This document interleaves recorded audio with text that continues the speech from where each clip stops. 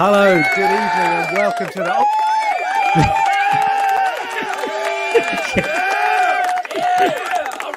right. Hello, that's for you, Ryan. Whoa, It was that the surprise you had for me? It was a surprise. Okay. Oh wow! Well, what a welcome and what a start, Ryan. How's that? That was. I'm used to that sort of treatment, you know, when I go anywhere now these days. So I'm glad I got it here. Good. Actually, I've also got some sound effects if you make a joke. Someone to laugh in the background, or if I make a really bad joke. Got one of them. So this has gone downhill considerably. I thought this was, you know, like a high quality live stream. That's why I decided to come on it. You are mistaken. But today we're going to get stuck straight into this actually, because we've got a ton. I've got a load of these. Some are, I think, quite decent. Some are probably a bit rubbish, but hey.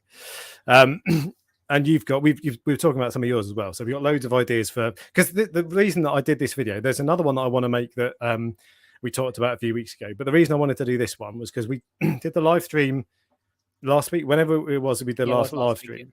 Yeah, and it was all the new products from Macna. And you made a point that there was no real innovation. It was a dosing pump that doses slightly differently and a skimmer that skims slightly differently. There was nothing like groundbreaking and new. And I was like, yeah, you know what? So what actually, instead of stuff that no one's really interested in, there's some good stuff, but you know, exciting. It's more you're setting the bar pretty high for our ideas because I'm not sure our ideas are that innovative either. But I don't know about you. I don't know what yours are yet. I know I've told you mine.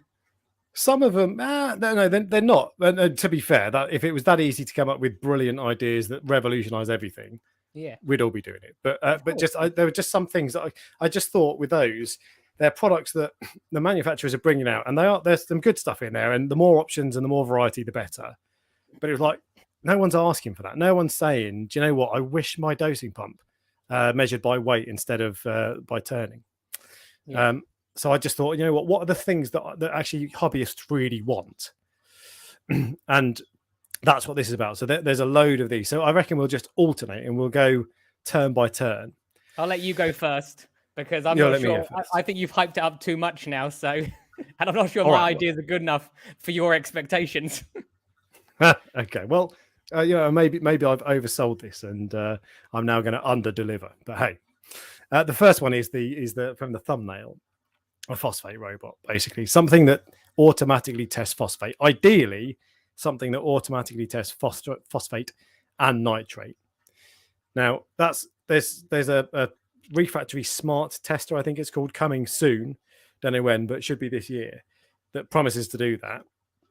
But I want more. There's a Neptune. Obviously, Neptune do the Trident. Yeah. And I don't see any reason why, if they can test alkalinity that way, why can't they test nitrate and phosphate that way? Is it done the same way? That I don't know the process of testing. Well, as in it uses a colorimeter. What you'd need is a liquid reagent, because the HANA checkers for nitrate and phosphate use powdered reagent. Yes, and I don't think you can accurately add the same amount of powder because it will stick to the side of the syringe or whatever. Whereas liquid, it's easier, isn't it? So is that what the problem is with making one so far? Then the powder. I don't know. But the reagent is just and maybe this is where my science lack of knowledge is going to show up. But the reagent is some kind of acid.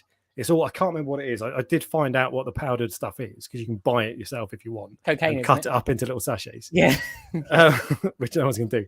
But surely, if there's a powdered version, you can get a liquid version. I don't know. In theory, but there's got to be some kind of option to automatically test phosphate. So that you've got at the moment, you've got the Dosetronic, the Mastertronic that will test pretty much anything basically. Yeah. But it's this bloody enormous clunky machine, and you've got to put in all these different reagents, all this sort of stuff. No, that's not Mastertronic. That's you're talking about the Reef Kinetic, the robot. No, it's the same. So the Mastertronic is the same as the Reef Bot.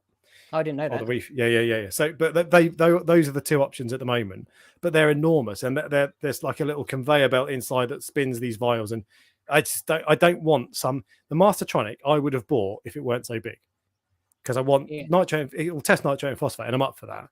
but I don't want this enormous thing. I haven't got space for it. I thought I've tried to make room for it, but it's just too big. I want something that's relatively small that tests phosphate. I don't really care about nitrate. I'd like it ideally, but phosphate is everything in terms of, you know, growth, coloration, that sort of stuff. It's one of the more annoying ones to test yourself as well, isn't it? I don't know why. Not with the Hannah one. I've got the Hannah. I still think it's more annoying. It takes quite a long time. It's like 7 minutes or something. It's a 3-minute wait between. Look at us moaning. So my invention, I want a Hannah checker that tests in one second. So yeah, this is true. I actually wonder, I assume the 3-minute wait is probably, I don't know if this is even true, but I wonder, is it to do with the amount of light being shone through it, or is it just to make sure it's fully mixed? I think it's to let it settle after you've stirred it. Yeah, that's what I wonder if that was what it was. Because you're supposed to, So I think that in theory, the color, in fact, it does. If you accidentally, you put the test sample in with a colored reagent in there, and you accidentally press test instead of wait for 2 minutes or whatever, it'll give you a different result as it does in 3 minutes time. I've done it accidentally a couple of times, and then I've waited 3 minutes and tried again, and it'll give you different results. So it's settling or mixing, or there's some kind of chemical reaction going on. So that's why there's a delay. But if you've got an automatic tester that does that, you don't care about the 10-minute wait, because it will do it at 1 o'clock when you're at lunch anyway. So it doesn't matter if it takes, I mean, you don't want it to take an hour, but if it takes half an hour, it's fine. No, it's the same as with the cage ones, because it doesn't matter if it takes them 15 minutes because you're not doing it.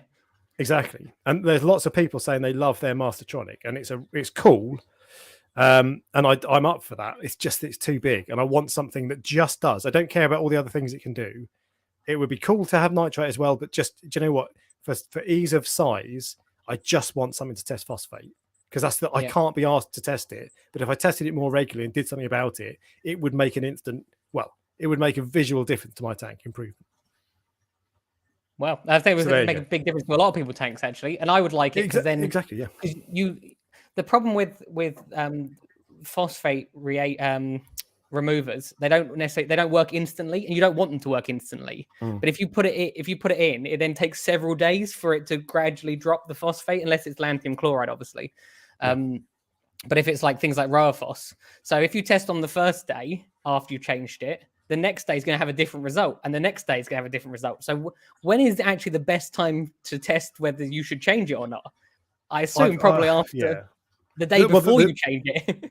The answer is to test 12 times a day and find out, see if it changes. Because I bet if you feed and then test an hour later, I bet the phosphate will go up. But if you've got an automatic test that will test every hour, just do that. It'll tell you all that. Yeah, true. And if you had some kind of phosphate robot, you could also get it, set it up to a doser, hook it up to a doser, so it says, do you know what, your phosphate's a bit high, I'm going to put some lanthanum in. I don't like lanthanum, so I wouldn't do that, but I bet loads of people would. Or it could be your phosphate's a bit low, let's dose some phosphate plus. Why don't you like it out of interest? Because I've read too many stories about people having issues with it. It kills fish, and it can wipe out your corals as well. And the build-up of lanthanum over time, I don't know what it is, but there are loads of stories about it causing problems over time. And lanthanum is not supposed to be in elevated levels in your tank. And when I was dosing lanthanum for, 6 months or so, it was registering quite high on my ICP. Didn't see any problems. I just don't like it. No, I understand. I've only used it very sparingly. That's why I was interested, because I know Milev's Reef uses it, so that's why I wondered. He does, yeah. You'd had a bad experience. I'm wary because of other people's bad experiences. So, and it might be because they're doing it wrong and they're putting too much in or something. Normally with the product, it's user error, isn't it, that causes people to say this is a problem. But especially when I'm using it. Shall I go for my first one? I'm not sure. Okay, as I said, I'm going to go for the UV sterilizer. Let's go for that one then, because UV sterilizer. Brilliant. Yeah. Is it actually brilliant? Do you actually genuinely think it's brilliant? 100%. Not taking the mic. This is great. So all of my ideas, I don't know if they're actually possible, but but what I thought was a UV sterilizer, and on that UV sterilizer, there's 2 settings. So one of them, or 3 settings. One of them can be for bacteria. One of them can be for Pi Stein. That's just oh yeah. Pouring out some whiskey. Bacteria. One of them can be for algae, and another one could be for parasites. Yes. Now, at the moment, a lot of people are putting their UV sterilizers on, and most people don't even know, I assume. I don't know. I didn't know this, not when I first got one, that it makes a difference depending on how much flow goes through them, which thing it targets. Now, if you had a setting on it which adjusted the amount of flow going through it, so you knew that the maximum amount of flow going through it when on that setting was correct for that thing, you can't go wrong. So if you're trying to tune your dosing, your return pump to it, you can go wrong.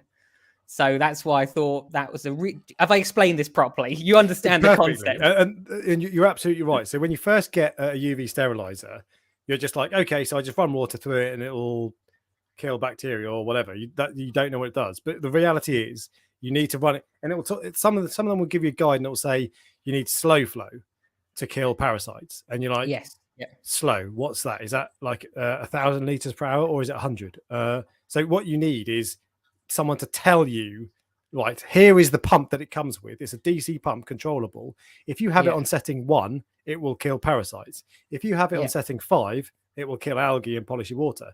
If you have it set on setting 10, it will kill bacteria or whatever, So to tell you, this is just press this button. Don't tell me it needs to be X liters per hour. Say what this, like the controller has 10 settings, which one do I have to press? And because it just otherwise there's a shitload of guesswork. And even measuring liters per hour, you can do it by measuring 60 seconds of the water coming out and then do a calculation, but it's a pain in the arse, and it just make it easy for us, for people. It also would change over time and depending on how dirty the pump is.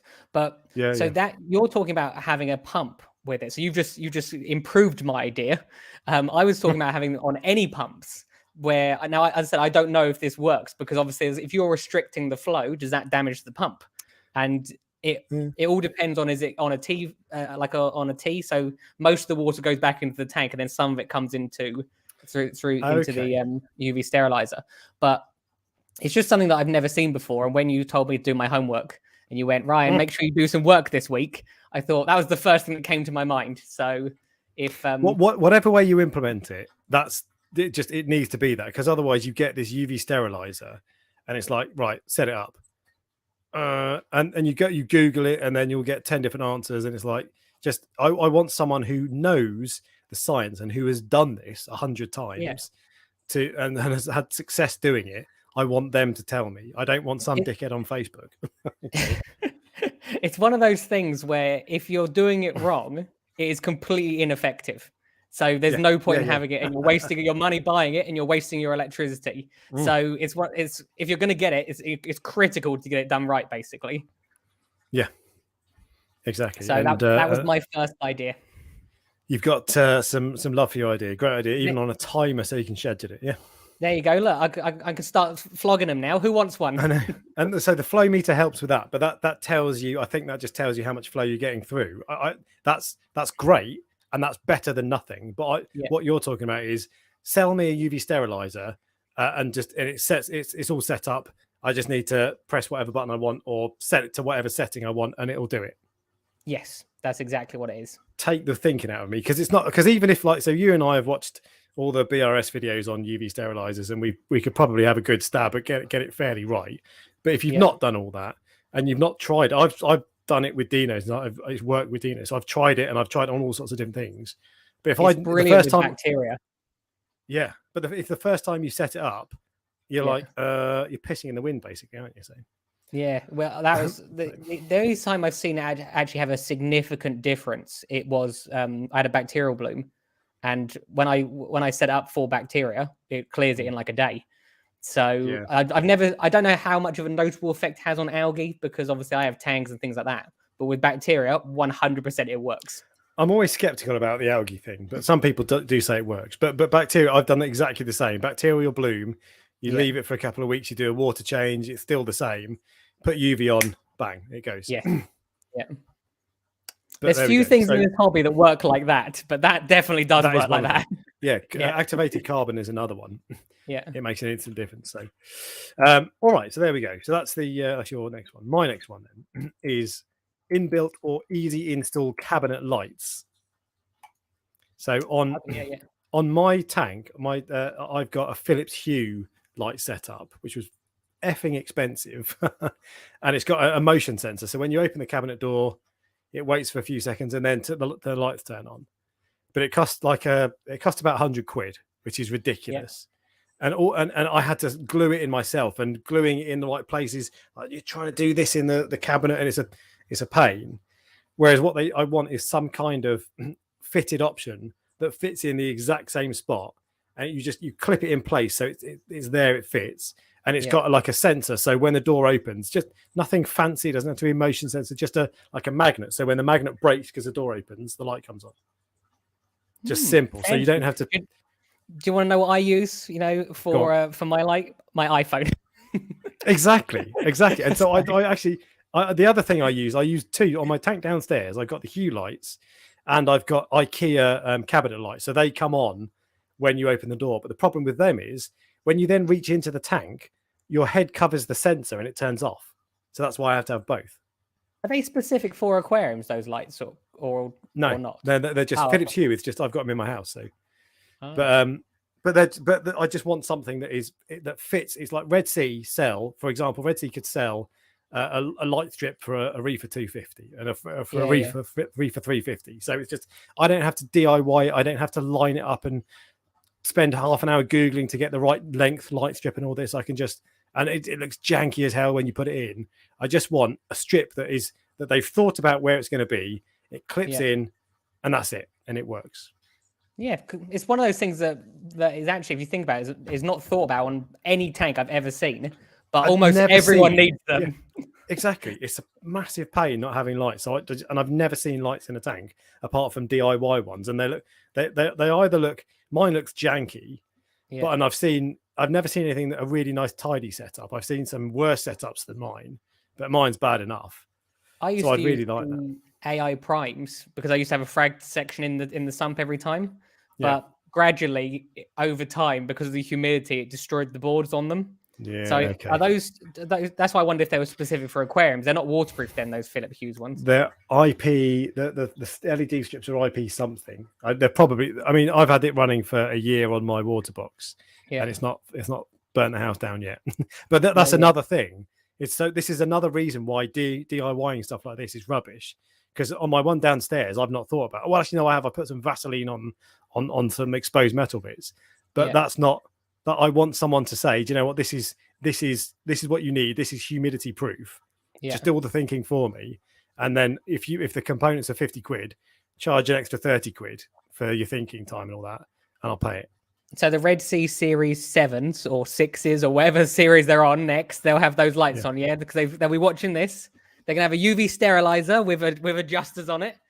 His name Neil Marks is the guy who designs all the products. Neil, I want commission for that, but you need to do that. Yeah, we should have put a caveat at the start. If anyone steals our ideas, you owe us. Not a good idea publicizing them. But then again, we're not going to make them all that way. And as exactly. You said, and this is like anyone can do that. You can do that yourself. You can put lights in yourself, and if you spent time, you can make it tidy. Yeah. But just get someone else to do it for me, and I'll pay a bit more money. So that, and also in the same vein, cabinet shelving options. Red Sea have brought out that slide out cabinet shelving type thing, which is quite cool. You seen it? No, what's that? It's like they're dosing trays. So they sit in the cabinet, and then it's on a slider, so it'll slide out. And it's got a couple of. It's quite cool, but I want more shelving options like that. So you can buy Red Sea Reef for $250, and you can buy the shelving kit that gives you a place to put all your plugs, your power supplies, then a place to put your dosing pumps, and a place to put your dosing liquids. Just a few, like IKEA do that really well. Loads of different options. That's what I want. If they're doing things like that, it's not entirely unlikely to have a light in there at some point, because if they are seriously looking at changing things then to improve, like incremental small improvements. So it's just that they've probably got a list of 100 things to do, and that's not at the top of the list, basically. Yeah. But just I want that, and So that was my second one. Okay. So have a look at my third one. Okay. And this actually so one point here. So a couple of people have said things like LED lights off Amazon for kitchen worktops work, and Scott McMillan says you can buy rails from B&Q and make it out of yourself. You can do. I don't want to do that because I'll make it and it'll be crap. and or it'll be I a have pain no in the arse. DIY skills. So Exactly, but you can do all this, and that's wicked. And if you've got the DIY skills and the time and all that sort of stuff, you can do it, and it'll be wicked. It'll be just for you. But I'm too crap at that. So I want someone to do it for me. I have never made the cabinet for my fish tanks on my own ever. My Really? entire life, never. I wouldn't be able to put it together properly, probably. Let's put it this way: I don't trust myself to put something that heavy on something that I've built. Well, you know what? I'm mocking you for that, but then when I did that, I smashed my weir box, didn't I?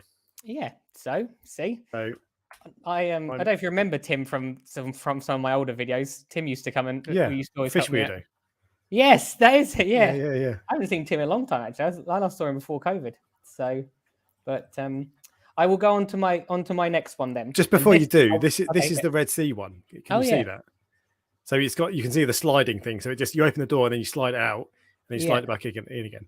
But so that's really cool. But I want more options. You need to have long enough dosing lines. Yeah. And you have to make sure you measure them properly and all that. But I want that's a great start. Give me more. Carry on. Next give one. me a light. Well, right. So this is the one that you said was controversial. And this isn't necessarily what I want. Yeah. This is just something where I've always wondered why no one's done it yet. And I have to sell this in the right way. Yeah. For anyone to accept that this is an idea.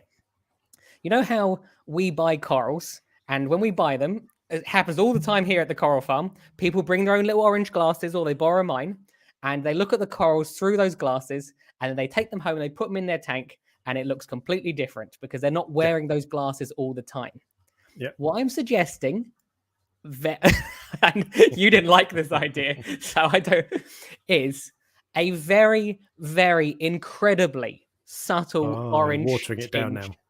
No, I didn't say no. This is why I said I don't want a proper orange tinge on the glass. A very subtle one to just maybe make, because the reason we have orange is for the blue lights. So even in daytime mode, or even if you have very white lights, most people still have blue of some sort, don't they? Yeah. I mean, even you have a very white tank, but you have blue on at the same time.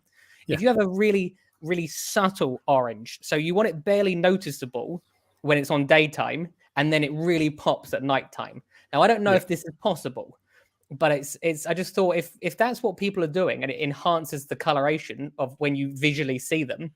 Now, I know a lot of people will go, well, you're not looking at the real colors of the corals. Well, when the lights are on blue, you're not looking at the real colors of the corals anyway. No, yeah, carry on, sorry. So now I don't know if anyone's done that, and I've just seen someone said you could put an orange film over the front. I think an orange film would look rubbish. Like, let's put it this way: if I put it on, it would look rubbish. Not if someone else put it on, but I'm just imagining this like orange thing with bubbles in it, and you know when you do your iPhone screen, and you don't quite get it on properly, and then the next 2 years you've got a bubble on the protective plastic screen. I know you're not listening because you're doing stuff. I'm listening to the plastic screen, but I'm trying to pin that comment so I can get everybody else to suggest it. But in case we run out of ideas. No, because that's like when we've done this before. Other people, the comments in the chat is when we get some great ideas. But anyway, carry on. And then we can steal their ideas.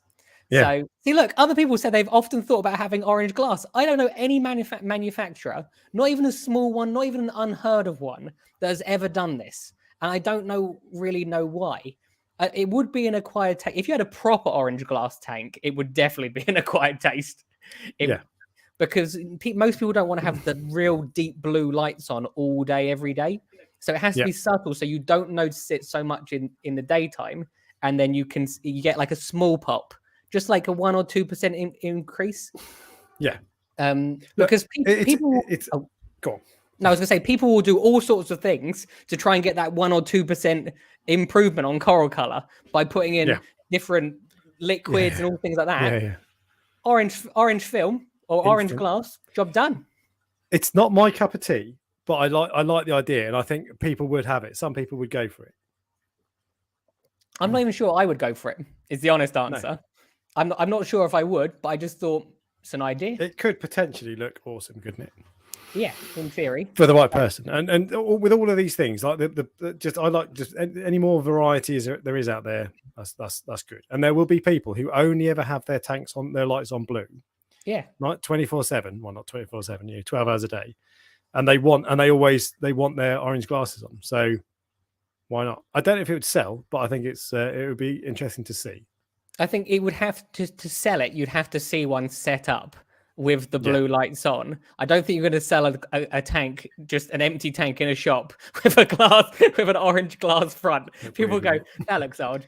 It's one of those things you have to see it to really like to really want to buy it. But we're talking about it as if this is real, and obviously at the moment it's not. But when it is, and whoever sets one up, you let me know. I'll come have a look.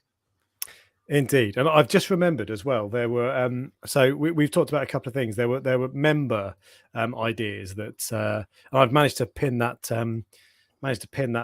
By the way, there are member comments, member suggestions that I'll raise now, so we can see what these guys said. So let me just share the screen. Here we go. So the three were a magical nitrate lowering machine, something a little more predictable than an algae reactor. So basically, that is lanthanum chloride, but for nitrate. Bubbly Reef said, "Oh, actually, sorry. Also, Push Button Reef also said an automatic glass cleaner. Isn't a magical nitrate lowering machine dosing Nopox?" Well, this is it. So I actually think that I don't think that's needed because there are I think it's quite easy to lower nitrates, and for example, and Nopox and carbon dosing will do that, and it will do it predictably. Yeah. But automatic glass cleaner, we talked about that before, like the robot snail. Yes, yeah. But I think a better idea than that, and this is like saying flying cars. But a better idea than an automatic algae cleaner is glass that is resistant to algae growing on it, so you don't have to do it in the first place. Well, that is like a flying car. but the only way you could do that is is like you have to have UV light going through the glass. Yeah, or copper on the glass because it will kill everything, and then it will kill everything in your tank. But anyway, and the other. So I was going to say, I thought about that algae magnet thing moving around. Yeah. Look, the ones that I've seen are really bulky and ugly. Like, I don't want to name any things. I don't know if they're still in development, but the ones I saw were really ugly, and they never have a blade on them. They're always just like underneath. Yeah. And I don't trust those things where it's just a pad underneath, because you get a little rock on there, you just that rock goes all the way around the tank. Now, if you had one which had blades on it, remember, as long as you don't put it so it can go fast, it's not going to cut the silicon. How many times have you hit your silicon with your algae magnet and it's not cut into the silicon? All the time. Well, I'm careful now, but loads of times, Yes. So as long as you had a slow one, which was, I would prefer one that was bladed, so it's less likely to be damaged. I know you said before about not cleaning the glass panels, like on the sides. Yeah. But I don't know if I would care that much. To be fair, if it did the front panel, I'd be happy. The front panel clean all the time would be wicked. Yeah. It really because it's just that film, isn't it? At first, it's just it's not really algae. It's just like this just green haze. If you can get that removed before it becomes proper algae, and it just stays on top of it all the time. I know it won't get into the corners properly and things like that, but I just think when you clean your tank, are all your corners absolutely spotless with regards to algae, or is there like this little bit of green? Corners always, it always gets hard stuff that I can't get off. I can't be asked to reach in. So if you had a robot doing it every day, it would never build up to the point that it can't get it. So yeah, and it might not be perfect, but then again, even when we do, it's not perfect. So does it really matter? This is very true. But those were push button reef suggestions, and the other one from Bubbly Reef was a bell or a chime for on the Hannah checkers when the time is up, and that actually is on my list. I've got a few improvements to make to Hannah checkers, because Hannah checkers at the moment, they do the test you put the reagent in and then you press it and it waits 3 minutes or 7 minutes or whatever, and I have to set a timer, otherwise I'll forget. I'll be watching TV, the thing will be right in front of me, and I'll forget, and then I look down and it's turned off. I'm like, oh, for God's sake. So if it just had a beep, just a little tiny, like 10 pence beep in there that goes beep when it finishes, you'd be like, oh, cool. I do. Do you not do all your tests at the same time? Yeah. I do all my tests at the same time and start with the phosphate one because then I start with the phosphate because it's 7 minutes, and I end up timing it. It's normally about a minute apart between the phosphate and the nitrate. Yeah. But I'm still waiting 3 minutes. It just needs to beep, because if you go out the room and you go, do you know what? I was going to make myself a cup of tea. You make yourself a cup of tea, and then you're like, do you know what? I might go to Sainsbury's actually, or I might go and you forget, and then this is where we start to realize you've got like a attention deficit disorder exactly, because you can't wait 3 minutes. I've just got a bad memory. I just can't. I forget things instantly. But like RO filter, I leave that and floods the kitchen on time. But a beep, just a little beep on the Hannah checker would be awesome. You don't then have to set a timer. It just does it. That would be wicked. So Bubbly Reef, I'm with you on that. The other improvements I'd like to see to Hannah checkers, I'd like them to have a backlight. Because when you're testing at night, I'm always doing this like, hang on, what's it say? And just have a light so I can see, because otherwise it just looks blue. Is that because in your house you're doing it by candlelight, aren't you? Because exactly, yeah. Because you don't put the light on. So... I don't have the light on it not at night, because I want to see the tank, and it'll ruin the look of the tank. But so I want a backlight on them. You're a hard man to please. I'm a very hard man to please. I want the beep to finish. I want the battery compartment is screwed in with the tiniest screw known to man. Who's got a screwdriver that size? No one. So just get rid of it. Getting it out is the difficult bit, because it's Give got me that an easy change battery cover. Because it's got that little black, it's got like a little black thing that fits in. Goes inside it, yeah. So to get it out, you have to like get it like your nails underneath to pull it out. Yes. just scrap that and just have a little clip-on cover that goes clip into place, and then you pull it and it clips out again. You don't have to change the battery very often, but when you do, it's like, oh god. So I want that as well, and I want either something that keeps a history, so it'll tell you it'll remember the results, so you can just flick through and go boop boop boop. Oh yeah, 6 months ago it was this, now it's that, or send it by Bluetooth to an app. So all of a sudden, this costs £100 more. That's the trouble, and I'm not expecting this to be free, but otherwise you end up with one of these and you're writing it down, and it's just like, having to write stuff is so Oh, difficult. God. Yeah, so I would love that. The trouble with that is that is starting to get a bit expensive, and you'd probably double the price of the unit with all of those. Yeah, but if you got rid of the history in the app, I could live with that. But maybe have a pro version that costs 100 quid or 150 quid, and it does that. But the beep and the easy change battery, come on, that's not going to add much. £5 that'll add to it. Do it. Yeah. Hannah's a big company. I don't know about the beep. I don't know how they might not be able to fit it inside the compartment. It might be. You can buy like a countdown timer for. Nah, they'll be able to do that. There's no way. Hannah's a big company. They're clever people. Do it. Okay. I like how last week we tried to upset as many companies as possible, and now we're upsetting a whole range of new companies. But yeah, Ding isn't going to cost that much more. I agree, but it's not. This isn't about the Hannah checkers are wicked. The nitrate and the nitrate high range and the phosphate ultra low range are awesome. And if you can afford them, they're quite expensive. But if you can afford them, they're brilliant. Yeah. And I would recommend them to anybody. It's just I would like them to be better. I've never used the nitrate one. I've got all the others. I'll get it. I've never used that one. It's green. It's really good. The low range nitrate that measures from 0 to 3 parts per million is rubbish. One, because it only measures from 0 to 3 or 0 to 5. Yeah. And who's got nitrates that low? And 2, because it takes 7 hours, 45 steps, and if you get one of the steps half wrong, it's out. So it's a nightmare. Okay. And no one needs that much accuracy. I don't care if my nitrates are 1.1 or 1.2. I care if they're 5 or 25. I know what I'm gonna get you for Christmas. I'm gonna get you an egg timer. So you can build it into. I want you it can built sit into it next to your Hannah thing and just press it. But that's what I use at the moment. I'm either doing my phone or I'm saying, Alexa, stop, and telling her to set a timer. Let me try something. Alexa. It didn't work. Oh, it's going through your head. My one just started. I did it. Yeah, I was trying to do yours, but then I remembered I've got one. Alexa, hello. Mine said hello. No, mine heard me. Everybody at home now told me the time. Yeah. Anyway, we're getting off topic. So everyone's Alexa's is going off. Yeah, so there's people that are happy with the nitrate high range. It's really good. There are only three that are worthwhile with the Hannas, in my opinion. The nitrate high range, the phosphate ultra low range, and the alkalinity. They are brilliant. The alkalinity in particular is wicked. Is it ultra low phosphorus? You're saying? Phosphate. I have the ultra low phosphorus one. The phosphorus one, you have to do a calculation to work out phosphate. I was told that was the most accurate one, so I just do. I do the calculation. I don't. I can't remember. I have to Google it every time. So exactly, that's the thing. Yeah.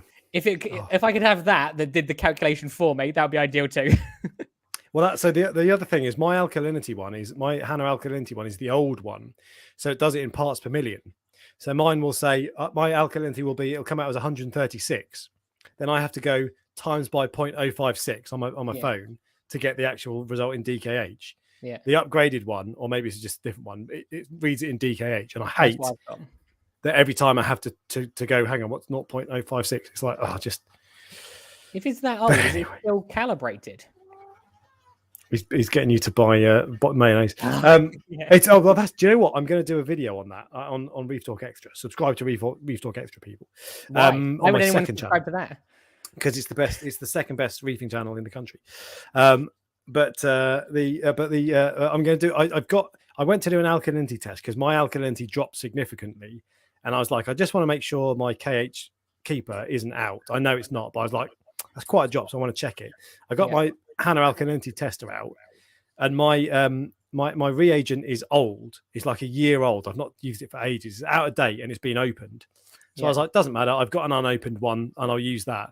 And I got that out, and that was out of date as well. Now that hasn't been opened, so I think that will be okay. I think it's only when you open it that it starts getting exposed to air and it's a problem. But what I'm going to do, I'm going to buy a new reagent anyway because I don't want it to be off, and I'm going to test that one, and that's be my benchmark for being precise. And then I'll test it against the out of date one that's unopened, see how different it is, and the out of date one that's been open for a year, just so I can say for a fact, look, guys, this is what happens. The reagent, you don't need to worry about it if it's out of date, but if you've had it open for 6 months, forget it. Or if you've had it open for 6 months, it's fine. They last like a month for me because I do so many tests. See, they last they last forever for me because I rarely test. I only use to double check. So really, I have to buy a whole new one every year because I only do one test. Anyway, we're getting off topic, but so that was the improvements to the Hanna one. So the other stuff that I wanted then, the next one on my list was power monitoring plugs. So with Apex, or you might not do. I've never had an Apex, but with the Apex, it's got a power monitor system whereby if your pumps start to get clogged because you haven't cleaned them for 4 years, not sure who'd do that, but but they start to show. So like if an MP40 draws 36 watts or whatever it is, if it's clogged, you'll go onto your Neptune and it will say it's drawing 18 watts. And you're like, oh, right, okay. So I need to clean it. You clean it or swap out the wet side and it'll go back to 36. So that is really, and the same for return pumps. And if your return pump dies, it'll say 0 watts. Yeah. I think that's a wicked feature. I just don't want to have to invest in the whole Apex system. And I've said this before. It's the sort of thing that once I had it, I'd love it, but I just don't want to push that step. But if you had a single power, a single plug that you could buy just for my return pump or just for my power head, and that would send me a notification when there's a problem with it, and it would send me a notification if it dropped by 30% or 50% or whatever. I've just realized what the weak link to the coral farm is, and it's that. So I get notified for lots of things, temperature and things like that. But the thing that happened the day before I went to Spain, one of the return pumps failed, and it still works. It can work off 3 pumps system 2. Look, we got some more of your favorite website. All right. Blocked him. Les has probably blocked him already, to be fair. It still works in with two out of the 3 pumps working, but it's sort of like it's like limping along, and I didn't know it had failed. So as I said, if the air conditioning fails, it will tell me. If the heater overheats, it tells me. I've got all these things in place. If the power goes out, it tells me, but it doesn't tell me if just one pump goes out. Now it's not welcome. nothing seriously happens. There's no serious side effects because it has redundancy in place. But it's just interesting that is true. Yeah, I know. I want to know what that meant. I think that's the best adult dating bot that just came up. Yeah. But there you go. So and the thing is, if you want to do, you can do that at the moment. This exists at the moment. Yeah. It's Neptune Apex does it, but it's 800 quid. And to be fair, you don't just get power monitoring. You get you get probes, you get billion pH, salinity, temperature, all sorts of other crazy stuff as well. Yeah. But so if you want that, 800 quid, it's a lot of money, but actually it's pretty good. But I just don't want to spend that. I just want to buy one plug for 50 quid, put it on my return pump, and then if it dies or if it reduces or put it on my power head. Yeah. I just want that option. Yeah. I think it's a good idea. So thanks very much. You can get as well. You can get power monitoring plugs. Like I bought one. In fact, it's here because I'm going to do a video on the cost of running a tank, and this will tell you how much energy you're using. So all a reef company needs to do is repurpose this and fit their app to it. So it says app gives you a notification or whatever. Yeah. Just someone in the comments a minute ago, and I know that we're going off track, but I want to answer their question. I just asked if I ship corals on Saturday. I saw that. I don't usually do it but there are occasions where I do. So if that's what you want, just send me a message on Instagram or Facebook, and I'm sure we can sort something. So do you not do it because if there's a delay, it adds 2 days to Yes. So it's very rare for there is to be there. Look, occasionally there is a delay. The corals are packed for 48-hour delays. If there is a delay, the corals 9 out of 10 still survive. But if it's a delay on a Saturday, it doesn't come until Monday. And I have had it where it still survives after that amount of time. But usually I say I prefer not to do it. Toss a coin, maybe. Yeah, fair enough. There's so Simon Atkins says TP Link do a smart plug with energy monitoring. This is a TP Link Tapo smart plug. Yeah, so this is that exact thing. It's only like 20 quid, but it doesn't give you notifications. And actually, the power monitoring is rubbish on this. It'll tell you how much it's drawing. Yeah, but there's no history. It'll tell you what it's using now, what it's used yesterday, and what it's used last week. But I want to go in and see all these things, and I want to see when it drops, and I want it to tell me when it drops. So it needs to be an improvement on that. Okay, should we go on to my next one? Hit it. Yeah. Okay. Right. This is not, again, it's not a new thing. It's more of a design change to tanks. You actually quite like this idea, and you said someone has implemented it before, although we couldn't find it. But I'm talking about basically. I would like a drain on the back of the tank. Yes. So you can turn a valve, and basically the valve is attached to a pipe that goes into the sump, and you can just take that pipe out of the sump and then put it into a bucket or a 25-liter canister, and it will automatically do a water change. Not automatically, but it will do a water change for you down to a specific level. Now, when I spoke to Alex earlier about this, he said you could do it at the 10% level. Yeah. So you knew that if you're doing a 10% water change, you know exactly how much water is coming out. It fills the bucket up, and it's rather than having to siphon it out. Now, if you don't siphon your sand, there is no reason for you to use a siphon. You could use this method. But if you are going to siphon your sand, then obviously this method wouldn't work for you. Yeah. But the reason I thought of it is because I would like, basically that. This is it. So this is a Fluval C. This is an old tank that was really popular. But you can see, where is it? Here. Oh, hang on. There's the drain. You've got a little tap there. You just open the tap. It'll drain out water into your bucket. And then you close the tap and you're done. And so it's like a really, really easy water change method.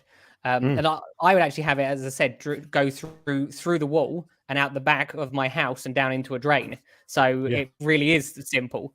And although on that one, it looks like it's at the bottom, it's a bit more risky being at the very bottom, because obviously then you can drain the entire tank down. Whereas this is more for like water changes. So but I think with that, it just drains the rear filter section. But anyway, the point if you had it, and this is what we were discussing earlier, if you had it on the back of your tank by the weir box, so easy accessible on the side. And if you had it so they worked out that the normal water level is here, and then let's say it's a 400-liter tank, 40 liters is an inch lower, have it at that point. So you open it, it'll drain 10%, and it can't drain any more than 10%. Yeah. And then it's just so easy. See, the only downside to this is obviously if you leave it and it overflows the bucket, but then you have the same problem if you're siphoning it. So it doesn't actually make any difference. If you've got it set so it's at the 40-litre mark, It's safer. You either put it outside so it never drains, or if you've got a 50-litre bucket, it will never fill it more than that. Yeah, yeah. So See, I think that's a really, really good idea. It's a fantastic idea. I like that a lot. And this the Fluval C one. This was an old tank. I don't know why no one's done that, because maybe I'm not keen on the idea of it draining the rear filter section and exposing all that to air. But there's a way of doing that. I would want it in the main tank. Exactly. There's a better way of implementing that, the way you're talking about. And I personally think that more people should be doing, more manufacturers should be doing. But the way you're describing it is wicked. And it just because water change siphoning is a pain in the arse.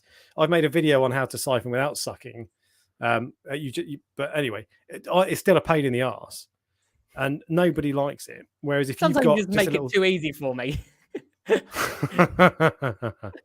if you've just got a tap, you just go bosh, water drains.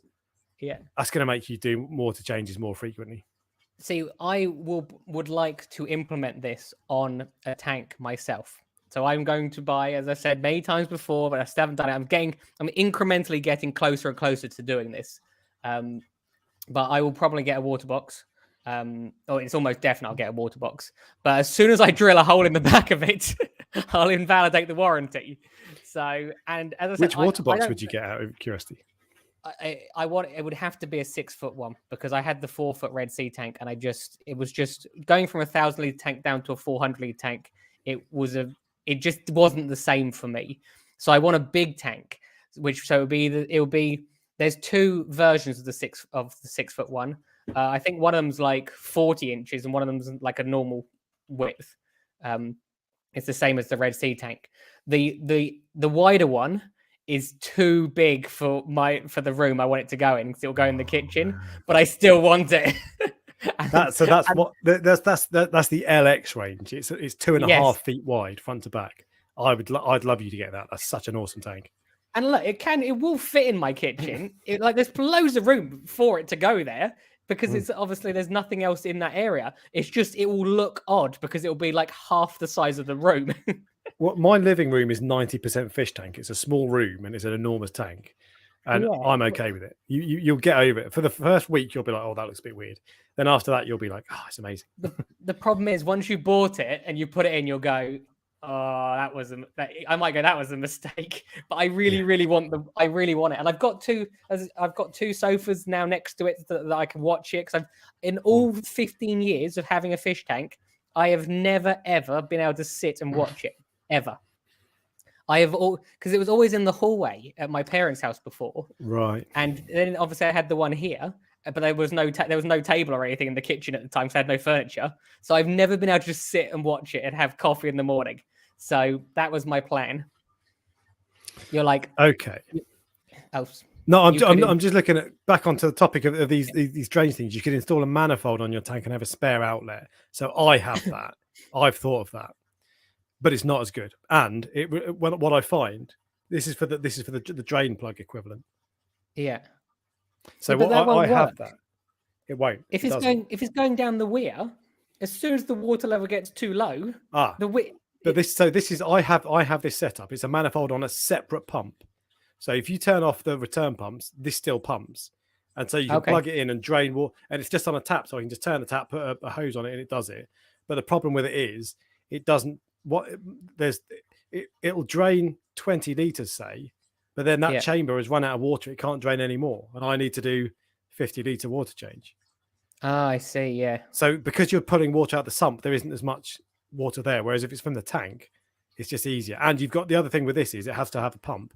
Whereas your idea is gravity. There's no pump needed. Yeah.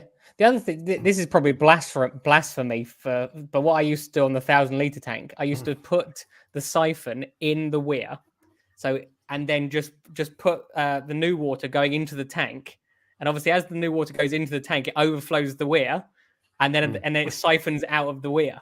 So although you will get some of the new water being siphoned out as well, It was just the easiest way of doing it for me. Mm. But then you're not really doing a 10% water change. You're doing probably like an 8% water change because some of the new water's being thrown away. Potato. I think that's all right. Yeah. Anyway, all right. So we've still got quite a few to get through. So I'm going to power on. The next one I've got is, at the moment, if you want a battery backup, basically the only real option is VorTech. Yeah. So I want battery backups for all power heads, or at least for the main one. So I think there's some kind of weird Tunzi option that I've looked at before and I can't figure out how it works. But I want, like, for a Jekod power. So someone's got, you can buy a box that's got everything in it, and all I need to do is plug it in. I don't want to have to DIY it. DIYing that sort of stuff is a pain in the ass. I don't know about electricals. I don't want to go down that route. I just want someone to make a different battery backup. It could even have a buy your own battery. So if you want a more powerful battery that lasts longer, you can go out and buy one. But just do it so it's all built in, just exact same as the Ecotech one. But it works with Jekod, for example, because Jekod is so popular. Just do it for Jekod. Doesn't have to be universal, because I think there's different voltage and all that sort of stuff. But just do it for Jekods. What could happen? Ecotech could make an adapter so that it works for anything if they wanted to. Or anyone could make an adapter. Or someone could make an adapter that fits. Yeah, exactly. Yeah. That fits. That's fine. Because all you need is a plug socket and something that I don't know how it works, but you understand what I mean. You just need a plug socket, I assume. I don't know. But this is the thing with batteries. I've got no idea. With electrics, you've got volts, amps, watts, all this sort of stuff. I need someone to do it. I'm sure it's not that hard. So someone's got, because I don't want to have, like, on my tanks up here, my Fluval and my water box, I don't have battery backups because I don't run VorTechs, and I don't want to have to run VorTechs for it. So I just want to run my Jekods and have something that does that. Yeah. How hard? Have you ever opened up a battery backup from an Ecotech? No. It's a bloody massive battery with like 2 cables. That's it. It's not this really clever, intricate system with all these different circuit boards and all this. It's a couple of cables. It's so simple. Well, I'm sure that I know there is a DIY. There's a DIY way of doing it with other things. The problem, there'll be an electrician in the chat just thinking, look at these 2 idiots. They know nothing about. They have no idea what they're talking about. Well, so John Wright, I don't know if he's an electrician, but either way, can you use a leisure battery and an inverter? The whole point with this, and this is all of these, some of the ideas I'm talking about today, you probably can DIY it, but I'm stupid. And I don't want to have to DIY it. I just want to buy it, know that it'll work. Because particularly with a battery backup, what if I follow instructions and I get it exactly right, I do everything that I should do, but unbeknownst to me, I've followed a step wrong and I've done something wrong. And then when I need it, it doesn't come on. True. So with a battery backup, you can DIY them, and there are guides out there. Telegram's done guides on it. Yeah, but I just want someone to do it for me, because like 1% of reefers will follow the DIY guides, but it's for the 99% people like me who are stupid and are just like, do you know what? I'll pay an extra 50 quid. You can make 100 quid profit, because the Ecotech battery backups, there's a big profit margin in them.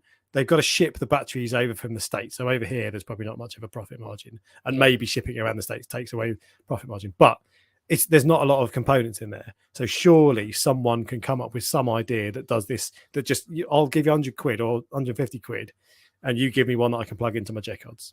I just wonder why no one does it. Because that seems like a really, really simple thing that someone would copy. They copy everyone copies everyone else in this industry. Everyone's got protein skimmers and power heads and all things like that. But there's only one person who has a I was at dinner with the people from Red Sea, and I did ask them actually a long time ago why they aren't doing that. I can't. Oh, really? It was about 4 years ago when I went to Interzoo with them, and I can't remember what it was, but I did say to them, surely it's a simple process of just basically putting your label on a battery. Yeah, but and because they do return. No, they don't do return parts. They do power heads now though, so it would be perfect for them. Yeah. But, and this is, so Reefing with O this is exactly what I'm saying. I don't want to DIY anything. It might seem simple to someone else, but not for me. Exactly right. I completely agree. And if you've done it 20 times, it's one of those things like drilling a tank. Actually, if you drill a tank, from what everybody says, it looks really intimidating. It's actually really easy. It's just so easy. You don't need to worry about it.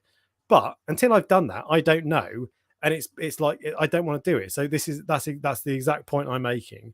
It might be really simple, but I'm just too stupid. So I want someone else to do it for me. Yeah. But yeah, so it's the sort of thing that I would expect Red Sea to do. I had a chat with Neil Marks when they sent me the reef map. I had a chat with him. He's such a clever designer. I'd love to get him on the live stream, but I don't think he'd come on. But he's a really clever designer. And when he talks through the stuff he does, it's like, that's brilliant. So he must be able to do it. I'm intrigued because I don't remember meeting Neil Marks. He was on some of their older videos, like 7. Oh, 8 is that years the old ago. guy with the glasses? Yeah. Oh yeah, he was there. I remember him. Yeah, I remember really him because nice guy.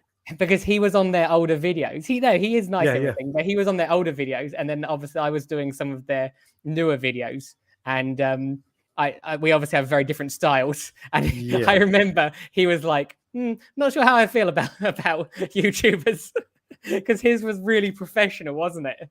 It was. But who would you rather watch? You need a bit of pizzazz. He was very professional. Yeah. But he's not a natural presenter, and I'm not saying I am, but it's like YouTube is a certain style, isn't it? And you don't really want someone, maybe you do, but I don't know. Yeah, no, I know. He wasn't. I think it was back when it was because they'd never really spoken to any YouTubers before, so it was like a new thing. And obviously now they've spoken to me, and obviously you and a few other people. Yeah, I remember that because I met. He's one of the like CTOs or something, and I met a few Chief Technology Officer. That's it. Yeah. They were. It was nice with Red Sea actually. They're a really nice bunch. I've spoken to 3 people at Red Sea. They're all really nice. They're just a likable group, and they just do things well. But anyway. Coralbox also sells a battery backup. They do. Dub-based dating sites. Just bugger off with you, bot. Why does that happen to you? Do you know what? So I think it's probably because when your channel gets to a certain size, that you get targeted. And I think actually last time I watched it, Les messaged me afterwards, the mod, and said that he got there before I did, and it doesn't show up on the stream. So he got there so quick. So actually, people won't see that when they're watching this back. But anyway, it's just us talking about adult websites, and no one knows why. People in the chat see it very quickly, I think. But anyway, so with Coralbox does sell one, but it's quite expensive. It doesn't last as long as the Ecotech one, and I don't think it works with Jekods, although I might be wrong on that. The Tunzi one. Okay, so Steve says with a Tunzi, you only need to get an adapter to fit your pump. Available from Amazon. I've got one you just buy from the TMC compact, then connect it. Okay, so to your choice of battery. That's interesting. But what I went looking, it's called the Tunzi Smart Connect or something like that. I went looking at that a while ago because I was interested and I like Tunzi stuff, but I couldn't work it out. Really, what Tunzi need to do is send one to a YouTuber. Hello. I'm too expensive. You won't be able to afford me. And definitely send one to a YouTuber. Tell them how to do it so they can make a video. Or Tunzi yourself, make a video on it, showing us exactly how it works. Because if you look at it online, it's just like it describes it. And I'm like, no, I can't work that out. Can you show me, please? So Tunzi needs to make a video about it. Or if they can't do that, send it to a YouTuber and get them to make a video showing you. Because if I could see it, I'd probably have a Tunzi. Although it would have to work with other pumps because I don't have Tunzi pumps. I have in the past, but I don't have them. And again, inverter and 2 car batteries. I'm sure that works. What's an inverter? I don't know. I'm intrigued. Sorry. I was going to say I thought you'd finished then, but I was intrigued by what people in the comments are actually. Do they actually think what we've been saying are good ideas, or we just think they're good ideas? And there's people going, "This is rubbish." Yeah. Well, there you go. Tell us. What do you think? I was just interested in people's opinions. Are these things that you actually would want or potentially use, or are they different enough to make you buy them rather than buying what's out there already? Because although they might be good for us, they might not be good for you. And this is another example of why I'm not going to do one myself. It'll work very well and it's plug and play. Go with inverter. Car battery is better at 48 volts. So I'm thinking, okay, 48, but what's a volt? If you ever try to understand and like look into what the difference between volts, amps, and current and all this stuff, my head starts smoking. And it's because I'm stupid. I know that. And I'm sure it's very simple. And people like Marinescu get it. I don't. Yeah. So anyway. But Yes, definitely anyway, not for me either.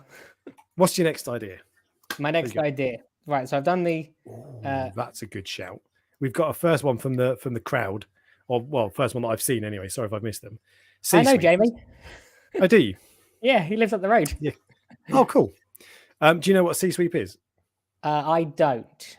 Are they the things where they turn so you attach a power head to it, and it just does that all day long. So it moves it blows the power head around. I'm just because obviously they wouldn't work for MP40s, but it would work for all other power heads, I assume. Any other power it does. So I've seen people DIY them. Again, another thing that someone should make, but they're really cool, and I think that would be a wicked idea because there are flat spots in everyone's tank that would help eliminate them because you can only point your thing in one direction, can't you? I've only seen the DIY ones where they're like a closed loop system, I think is how they're done. And they're usually on massive tanks. They're usually like a really old school method on massive tanks with like custom pipe work. Yeah. I think Sanjay has it on his tank, I think. Sanjay Joshi. Yeah. I think he has them. And he's had them for like 20 years or something, the same ones. Oh, really? That's interesting. And if it was on my tank for 20 years, they wouldn't have been cleaned. So they'd barely move. I found one on the Reef Builder's website. So you can see the bit at the top is just a motor and it just spins back and forwards all day long. Yeah. So it points your power head. It just does all day long. It just goes woo, woo, and it blows your power head all over the place. That would be really cool. That would probably be quite expensive, but I'd be up for that. I might buy. Well, not for the MP40s, but they're ugly though.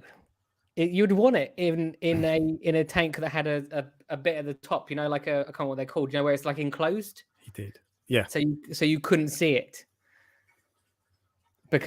and that's what leads me on to obviously my next thing about having ugly things above our tanks. So our tanks, we put a lot of effort into making things look as pretty as possible, don't we? We want the corals to look nice and we want the glass clean, and then there's certain products that are out there where all of a sudden you just put something on top. It's just like an auto feeder, which is what I'm going to discuss next. Okay. Yeah. Like a big clunky auto feeder, which it just turns once a day. And I have had them. There's two issues with them. Both of the auto feeders I had previously, I knocked into the water. And they don't last long after you do that. Don't swim, do they? No, I've done that. I've done that twice with them. I did manage to dry one out, and it did manage to work because I put it in rice and stuff, and it managed to work like this. It just went, so it turned, but it basically was like proper broken. So what I was proposing is I would like an auto feeder that's for the sump. Now, there's two issues with that. Firstly, an auto feeder for the sump will have a humidity issue because you get a humidity issue even for auto feeders above the tank. Because then none of them are like, if it's actually, I've just realized something, this won't work. Because obviously you have to, if it has like a little electric shutter which opens and lets the food out, it will work. But the problem is, usually what happens is the humidity makes all the food clump up and then it doesn't work. And if it happens above the tank, it will happen below the tank. And what will need to happen, it will need to have a little funnel which goes into the water and then is connected. It's like a T-piece to your return pump. Now, I know you can do this with obviously the Vectras, but I don't know how you could do it with other pumps. And then so it drops the food into the little tube, and then the Vectra sucks it up, mixes it in with the water. So obviously, because and then disperses it around the tank. Now, I have seen this idea work on a really, really big tank. But I want one for just the average reefer where it doesn't look ugly and it works basically. But I think the humidity issue is actually the biggest thing to get over. Probably, but it's a good idea because it takes away the ugly thing above the tank, and it would just mean that suddenly it's shooting out into the tank. The fish would go crazy for it. It would be the humidity is an issue, but that would be wicked. I think more and more these days people are starting to realize that you can't just put a pinch of pellet food once a day in your tank and go, that's enough. With things like anthias and things like that, you will need an auto feeder because they need to be fed quite a few times a day. You will get people where they go, I only feed mine once a day and they're fine. But generally speaking, if you want success with antheas, you need to feed them a lot and intermittently, like often. 7-8 times a day. Yeah. Yeah, just a small amount.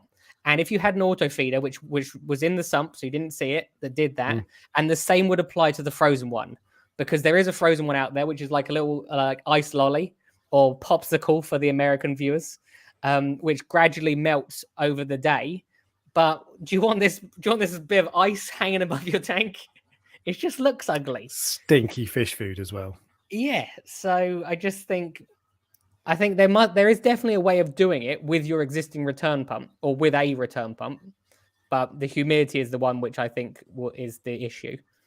But someone must be able to create. If you just have a sealed box, you could even put. If you could DIY it, and everything that's the point. But you could put a frag box, polystyrene box around it. Yeah, and just have a gap for like a rubberized gap at the back for the cable. But you could do a manufacturer could make a humidity proof box easily, surely. But it's more of because obviously to get the food out, the sumps are really the cabinets are really humid environment usually, aren't they? They're like much more humid than normal. For sure. So as soon as you open that little valve, even if it's just for a second to let the food fall down, instantly that air is going to be changed with the humid air. I think it's a nice idea. I just don't know how in practice it would work. If you see what I mean. It's a brilliant idea, and someone needs to work it out. Because that could work, and it would just be wicked. I'd have that. You also need to find a way to suspend it above the tank, above the sump as well. Yeah, but that's someone else. That's a designer's problem. Yeah, not our problems. We're just the idea guys. Exactly. Yeah. I've made the idea. I want my flying car. Go and make it. Yeah. Goddamn spanner monkey. So yeah, and there's some good ideas in the chat. So this one I really like: light shades for aquarium lights. Now, what's his name? What's the French Canadian guy, YouTuber? Nicolas Marion. I can't remember the name of his channel. Nicola, if you're watching this, it's your fault for not uploading for a while. That's why I've forgotten. But anyway, is this embarrassing for you? No, I'm having banter. He's a nice guy. He's a laugh. I've had a laugh with him on the chat before. But he's not uploaded for a while. But I'd like him to. But he did that and I tried to do that on my Fluval, but I abandoned the idea. And this is the light I went for. This is an IKEA. What's it called? Well, I don't know what it's called, but it doesn't matter. This is an IKEA light lampshade, and you'd have to DIY building it in there, but it would look so much slicker. And on the Canadian Reefers, what's the guys in the chat? What's his name? Canadian Reefer hasn't uploaded for a while. Nicolas Marion. I can't remember his name. Tell me what his channel is. On his channel, though, he made for his little tank. He made that for his AI Prime, and it looked wicked. The problem he had was, and he took it down after a while, it kept overheating because he put a lid covering it, so it just got really hot. But if you had ventilation in there or whatever, that could work, and that would be wicked. Because it matters. Don't care what anybody says. It matters how your lights look above your tank. Yeah, of course. Doesn't matter to everyone, and my lights are pretty ugly, to be fair. But if you have an awesome living room and an awesome house, you don't want some crappy light above it like a metal halide. You want it to look good. A proper light shade, that would be awesome. Like if Radion designed one that looked like modern and cool to go over their lights, I think that'd be wicked. Yeah. I know what you're talking about. I have seen people custom do some sorts of shades before to hide the lights, and they do look good. But I'm not sure as I said, I'm not a DIY person myself. Are your lights hung from the ceiling or suspend off the back? On my main tank, they're hung from the ceiling.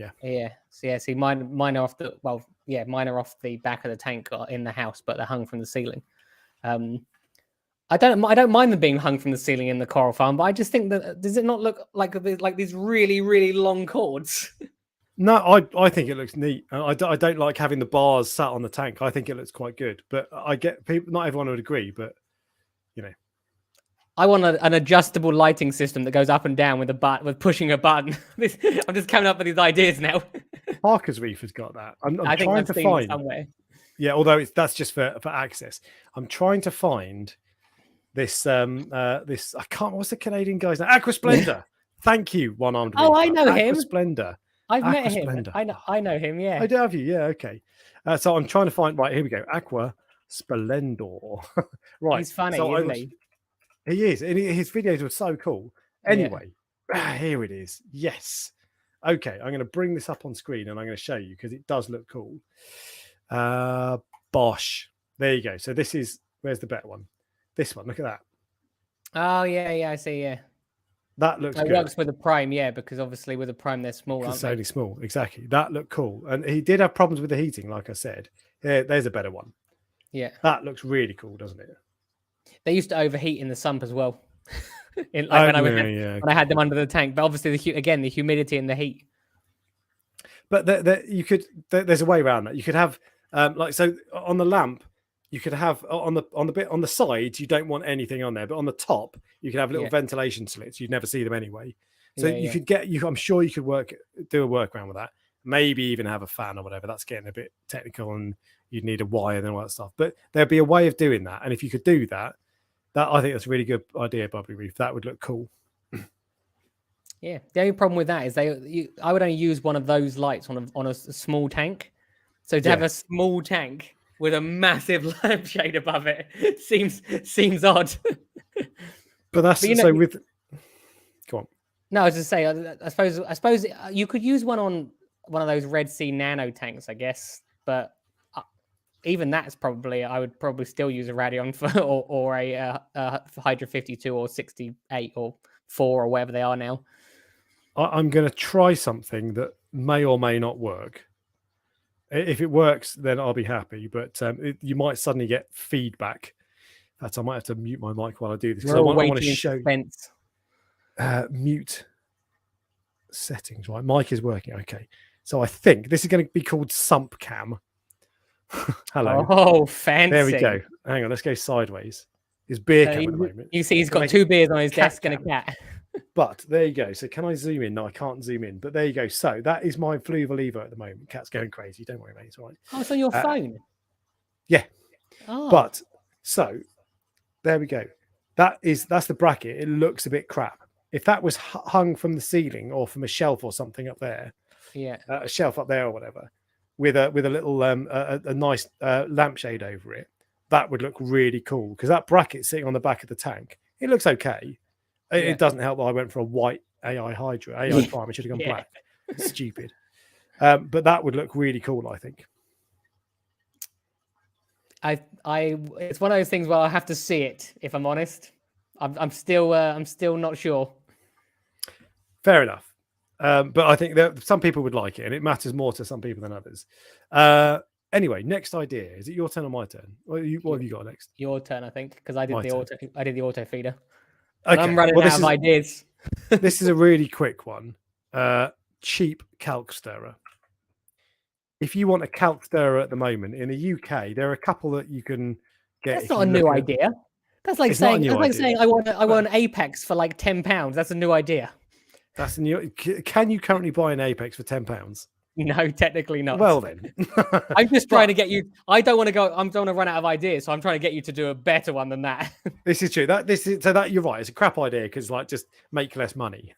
But if you want to buy a Kalk stirrer at the moment, and I would like to buy a Kalk stirrer, they're 450 quid for the Deltec. It's crazy money, and all it is a tube that holds a bit of water, 2 liters of water, with a motor at the top that turns slowly. There is no way. And I know parts don't equal price, and there's profit, and there's postage, and there's distributors and all that sort of stuff. But there's no way that you can't make that cheaper than £450. What? Are you looking up? I'm just Googling it. Who makes it? Ecotech. I'll show you. Here we go. I've got it here. Oh, you can show everyone. I'm just wondering, what do they? I know. What does it really do? Because does it stop sludge being in the bottom? Oh, I can't zoom any further. That's annoying. But I've described this before on one of my Kalk videos. But you can see the red pole there. Yeah. It's a stir bar at the bottom. So what you do is you chuck a ton of kalkwasser powder in there. Yeah. And it keeps stirring it. And because you only 1.5 grams of kalk per liter of water will mix, what you then do is you get a dosing pump to push RO water into the top.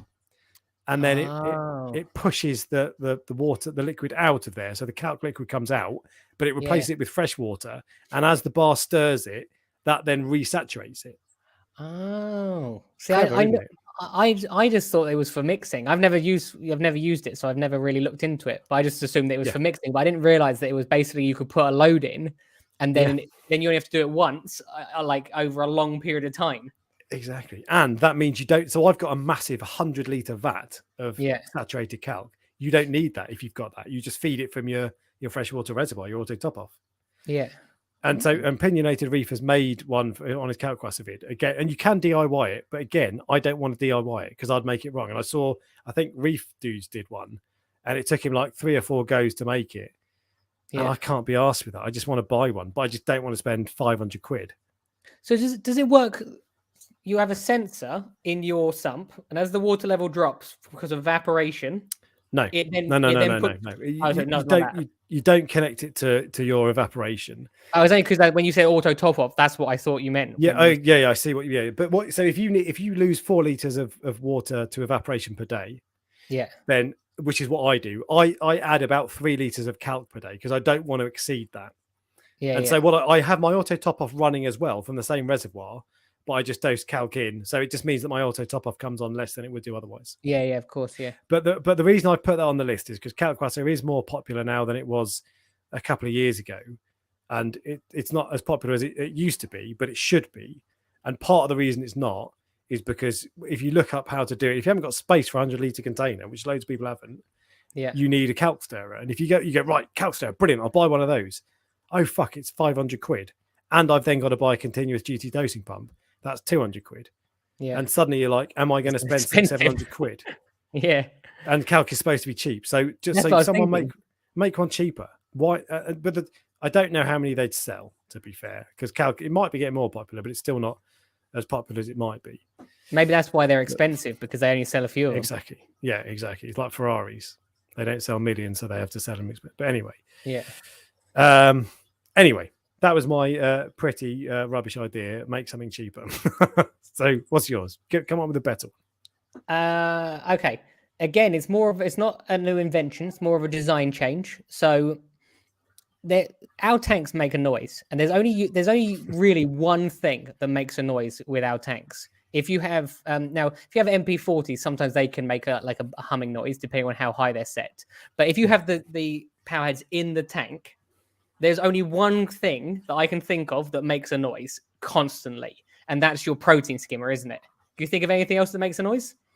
Everything makes a noise. Fans on lights make a noise. Oh, that's true. But mine hardly ever come on. Mine do. I noticed mine on my AO Prime today, and my Kessels make some noise, but it's quiet. And if that was the only noise, I'd be happy with that. The skimmer is the loudest thing, especially if you've got a NIOS. yes. Although NIOS are one of the better ones, as far as I found at first they're dead silent. You've got to be right next to them to hear them. Over time, mine just got really buzzy. It got to the point where it was like, oh, it was too much. But anyway, it's not just NIOS. Well, I've got them on the coral farm, so I don't know. Are they? Well, it's quite a loud room. But even my Deltec 400i on here, my Deltec 600i downstairs is quiet-ish. But the Deltec 400i up here is louder. It's still pretty quiet, but it's louder. And what you're saying is make a silent skimmer. Well, we have 2 options. Either we need to have a silent skimmer, which if someone could make a skimmer quieter, I assume they would have done it by now, because they have silencers on them. So in theory, people have already thought about this problem, and maybe they've reached the maximum level of quietness they can make. I don't know.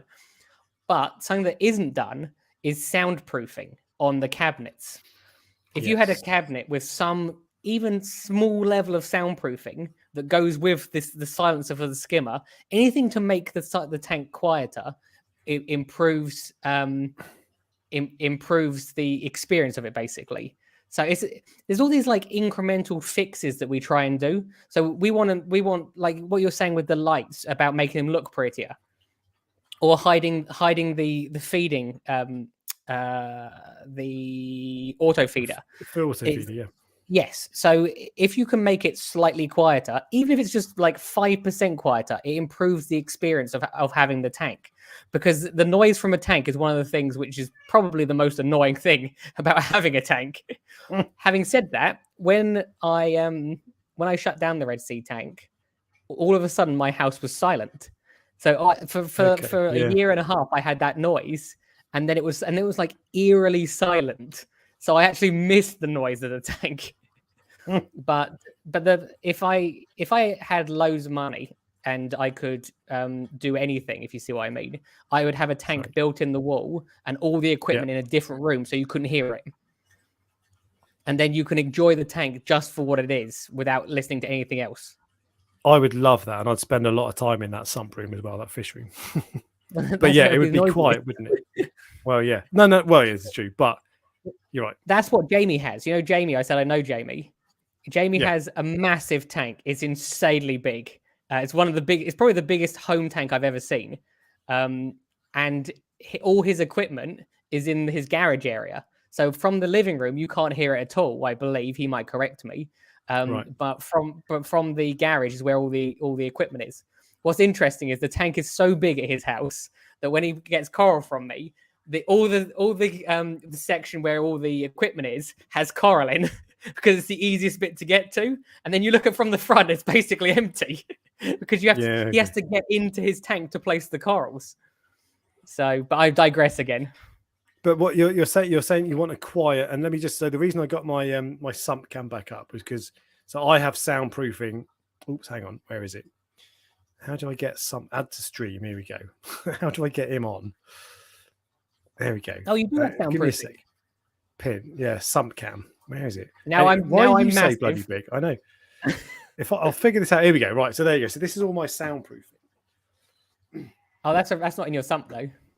No. And this does do something, but it doesn't do a massive amount. And I've tried that before. When I had a freshwater tank, how do I exit that? When I had a freshwater tank, I bought a little a bubble, an air pump, and it was so bloody. It was sold as silent. It was so noisy. It was ridiculous. And I thought, do you know what? I'm going to get these foam soundproofing panels, and that will solve it. It made sod all difference. I insulated the cabinet that it was in. It made no difference. And actually these just stop echo, so the sound quality is better. But there are ways of insulating it. The trouble is, I guess you'd end up with thick sump walls and I did it. And no ventilation. That was an issue, and also it goes moldy after a period of time. But if it was made of like rubber rather than foam, so I basically, when I first got the tank, I moved it into my parents' house without them realizing.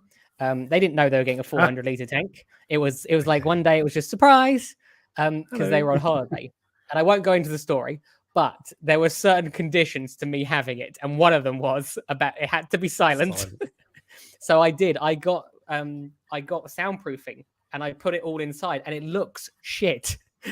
It looks rubbish. But because obviously, imagine having these nice wooden walls on your cabinet, all of a sudden you've like stuck all that stuff to it. It looked rubbish, but it did work. But I know what you mean about that. Those air pumps they set for freshwater tanks. They sell them as silent, don't they? And then when you plug them in, it's like this. It's like, have you seen Dumb and Dumber, the film? Yes. And he's going, do you want to hear the most annoying sound in the world? It's like, oh God. And it's 24/7. And my corridors used to love it. They used to play in the bubbles. But I was like, mate, sorry. When my first marine tank had, because it was a freshwater tank originally, had one of those air stones in it with bubbles in it. And my clownfish used to host the bubbles. And it would get food. You know how they feed anemones? It would take food that was too big for it, take it back to the bubbles. It would then float up and around the tank. It would catch it again, take it back. It would be vicious. Stupid. It was like playing like basketball or something with itself. Just keep doing the same fetch, basically, is what it was doing. That's funny. But I look back and think, how did I ever have a marine tank with bubbles in it? Yeah, that would look rubbish to be fair. But anyway, so soundproofing is difficult because it means a lot of stuff. But this is like a flying cars thing. Make your skimmer quieter. Yeah. But the skimmers are often quiet at the start and they're getting louder over the time. Yeah, especially if you don't clean them. Yeah, yeah, right. Well, no, who cleans a skimmer though? Definitely not me. What was I going to say? So, all right, we'll move on. Actually, first off, there's a question from BN3 Reefing, who's a member. And he says, "How do you remove with or help with the look of scratches on glass?" I've never done it. I think you can buff them out. I think there might be guides online. But have you ever had scratches on glass that you've removed? I've never removed them. You don't tend to notice them when there's water in, but you notice the one that I did. So I'm really particular, and I only ever had like one real scratch on my tank. You know, you might get little tiny ones here and there, but I had the tank for a week, and I was using an algae scraper, and I kid you not, that scratch was a foot long in the first week. Hell. It was, and I don't even know how it happened or how I didn't notice it happening. And then after that one scratch, I never had any before really, and I never had any before that. But it was literally it was like the first week I had the tank, and it was massive. But you get used to it. If you have acrylic tanks, like Jamie said, he is still here. He has an acrylic tank, and he has to have an acrylic because it's massive. I would never ever get an acrylic tank ever because they scratch too easily. Yeah. But Michael he Aaron did tell one, me. didn't he? I think he said that to have his tank was obviously quite as expensive to get one that size. I don't remember how much it was, but I'm sure he said if he wanted it in glass, it was like another £8,000. Another 8,000. That's like on top of whatever it was originally. I think it was something like that anyway. There are 2 good days of owning an acrylic tank: the day you buy it and the day you get rid of it. Because when you set it up, they're like amazingly crystal clear. But then they scratch easily.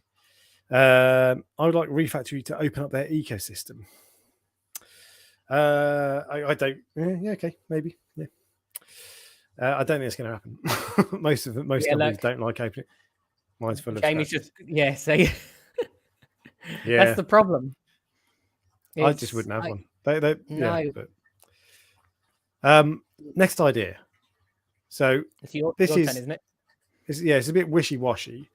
But currently, if you buy a fish or a coral from a local fish shop, you get it in a plastic bag, which for a start, as the hobby shouldn't really be making so many plastic bags. It's just not a good look. But that's not necessarily the end of the world.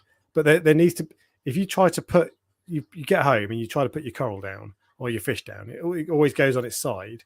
And then you open the bag and you can't put it down anywhere because it'll just all the water will go. Someone needs to figure out a better way, make a better bag, either that stands up on its own or has a little bit of hard plastic at the bottom that's reusable, that sits up like a little jar or something. How has no one figured out? You are a pansy, aren't you? No, I'm not. How is not? Oh my god! My bag falls over occasionally. It does, but if as soon as you open the bag, you need to put it down. Where do you put it down? I put my bag in the tank because so it can temperature acclimate, and then when I open it, it's still in the tank. And then you can, if you at the very most, if you really are worried, you can just get a clothes peg. And it stops it from falling in the tank. No. I want to be able to put it down somewhere. And who else is with me on this one? Is it just no? Me? Literally, there is not one person that is going to be in the comment section. Put the bag in the tub. And that's currently what I do. But I've then got to be like, I've got to go and get a bloody jug, and I just want to put it out of the way somewhere that stands up. And also, and you'll like this. This is relevant. So if you put it down, the corners squish, and sometimes the fish go in the corners and they get squished. So if you had my idea that was a rigid thing, they would never get squished. And there are ways of closing the bags properly, but some shops are too stupid to realise that. I'm sorry, but we have enough plastic problems already without there being a hard plastic fish bag. But if it was reusable, you have okay. I'm going to solve your problem immediately. Maidenhead Aquatics do bags. I'm pretty sure. Actually, no, they don't. That's for. I'm sure they do a reusable bag you can use with their logo on it. I think. Although I think that might be a zip. Anyway, no one in the comment section is going to say, I'm waiting for just a single person. Anthony, right. This is what I'm talking about. A reusable bucket, and they give you a discount when you bring it back. That is the way to do it. Otherwise, no one will bring it back. That's not your idea. You want a hard plastic bag. No, In fact, I want some kind of right. So my idea, what I've written down is better fish bags / transporter. Sit flat on the table / reusable. It's some kind of fish container. It doesn't have to be a bag. And if it's reusable, and people are just going to throw it away, but if you put an incentive on it, like as soon as you start charging 5 pence for a plastic bag in Sainsbury's, you spend 100 quid on your shopping. You're like 5p. I'm not paying that. I know. So if you give someone a financial incentive, that's the answer. So what I'm going to do is I'm going to get you an egg timer for Christmas, and I'm going to get you a Tupperware box that you can. The problem with taking a box to the fish shop is, firstly, well, I don't know if they'll care, but you might take more water than they're used to you taking, depending on the size of it. You basically just need a container which is the same size, the same shape as a fish bag. That's a good idea. A coffee cup sleeve, so it just sits there and you press it. God. But do you know what? You're laughing at me. This has got the biggest reaction. All of these people are going, "Hey, look at this. This is." Yeah, they're all telling you that it's not a problem, and if you really want, this guy's telling me I'm an idiot and I should just take a Tupperware tub. But so it's that is true. I agree with that person. Okay. We'll move on. All right, then, Ryan, Mr. £1 million idea. At the beginning, isn't it? Like the difference between, or not necessarily this stream and other streams, but the nice thing about this, and a few people have commented this before, is that we don't always agree with each other. Exactly. And that's good, because just because we don't have we don't agree with each other's ideas doesn't mean we're enemies. No, you are my enemy. Obviously, yeah, we're natural enemies. But we were saying this before. I love that so when we did the product stuff last week, if we were just there going, "Oh, this product looks amazing. What do you think, Ryan? Oh yeah, I love it as well. Okay, next one then. Oh, this one looks amazing too. What do you think, Ryan? Oh yeah, I love it. It's so great." That would be crap. Yeah. But we disagree on it and we challenge each other. And there are times when I'll say something to you and you're like, "Oh yeah, I see." And then you'll say something to me and I'm like, "Ah, I like that." And it's better because we don't always agree. And it would be boring if we were sitting here agreeing. Yeah. So just to clarify, this is not one of those times where you'll say something and I'll agree. No, well, there you go. Anyway, let's move on to the next one. I don't know how many I've got left. I might be running out. I've got a ton left. Have you? Yeah. No, I've got 2 more ideas left, and then the rest are improvements on existing products. Oh, you mean the last one wasn't an improvement on an existing product? And then that's all I see is just lips moving. Yeah, fair point, actually. I've actually run out because I had 2 which then almost, as I said, were not possible. One of them is the silent skimmer, which is basically, I assume people have done as much as they can. And the other one is, I want a home test kit. You get those. This is the perfect idea. There's a tester, which is a little disc, and you put one sample of water in it, and it spins around, I think, and it tests all the water all in one go. Brilliant. You cannot get a better testing machine if it was accurate, but it's not accurate. Parker's Reef did a video on that. Did you see it? I didn't, but it's shops use it because it's accurate enough for shops. Yeah. I.e., if a newbie comes in and says, "Have I got ammonia? Yes or no?" It'll say yes or no. Yes, clever idea, because it saves shops. Firstly, shops charge for it usually.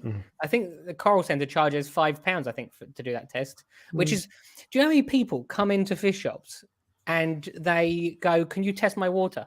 And they don't buy anything. They just go, "Can you just test my water for me?" And even if the shop charges like £1 or £2 per test or whatever, the amount of time which is wasted for the fish shop is, if I ever owned a fish shop, if someone said, "Can you test my water?" I would just go, "I'm sorry, but here are all the test kits." I'll sell you one. Yeah. I will sell you one, because someone in the consultation yesterday said to me about it was about starting his tank, and it was about buying a bottle of bacteria, pouring it in, and I said, "Don't do it." I said, "You don't learn anything, and if someone is at the fish shop is testing your water for you, you're not a real reefer. You're not really a reefer if you're not doing it yourself. You don't care enough." Some people go in for a double check, don't they? Yes. Can you make sure I'm not testing it wrong? Anyway, we'll go back to this idea, this disc thing. Oh yeah. So if there's a disc which, as I said, someone does use them, but they actually work and they're accurate. I want them accurate enough for me to be able to dose to. If you Yeah. if you see Yeah. if here's the stuff, do it yourself. Yep, Yeah. I'm gonna start doing a pick your own coral farm thing. People are gonna come. I'll just like here's a pot. I'll get a chair. Just go to town. I've just so it's called the API Aquaspin. Yes. And I've just actually just going back one last comment on the bags. Yeah. More plastic bags, more landfill. And you made a comment about coral freaks. We were given a load of throwaway plastic stuff. Do you remember that on your coral freaks? Yeah, I do. Was it Coral Freaks or was it Machna? Yeah, it was coral freaks. That was it. Yeah. Yeah. Anyway. Anyway, yeah, we'll move it's on. true. It's literally going. Yeah. That is a very good comment. Is what you're reminding me of. It's like as an industry, so plastic mainly affects the ocean. It's like a big deal for the ocean, and we claim to love the ocean and all these things, but we're contributing to it. And you know what is interesting? At fish shops don't have to. They don't. The 5p bag doesn't apply to fish shops. I don't know if you knew that. I did. Yeah. So, and I think it should, because we're one of the people that are using a lot of bags, potentially, not as big as carrier bags, and I just think that we should be forced to create a new solution. There are two things with that are because what you're saying is right, and I agree with you, but there are two problems with it. Number one, our hobby is not eco-friendly. No. The amount of bloody energy we use is outrageous. And so if you think you're if you think you're eco-friendly because you've got a reef tank, you're really not. So you've just got to be okay with that. And I talked to a shop about this and I said, do you ever think about doing reusable containers? And this guy's idea where you get a discount if you bring it back and that sort of stuff. Yeah. The Coral Centre does that. So they recycle their pots, and if you send them back, they give you £5 or £4 or whatever. Do they? So that yeah.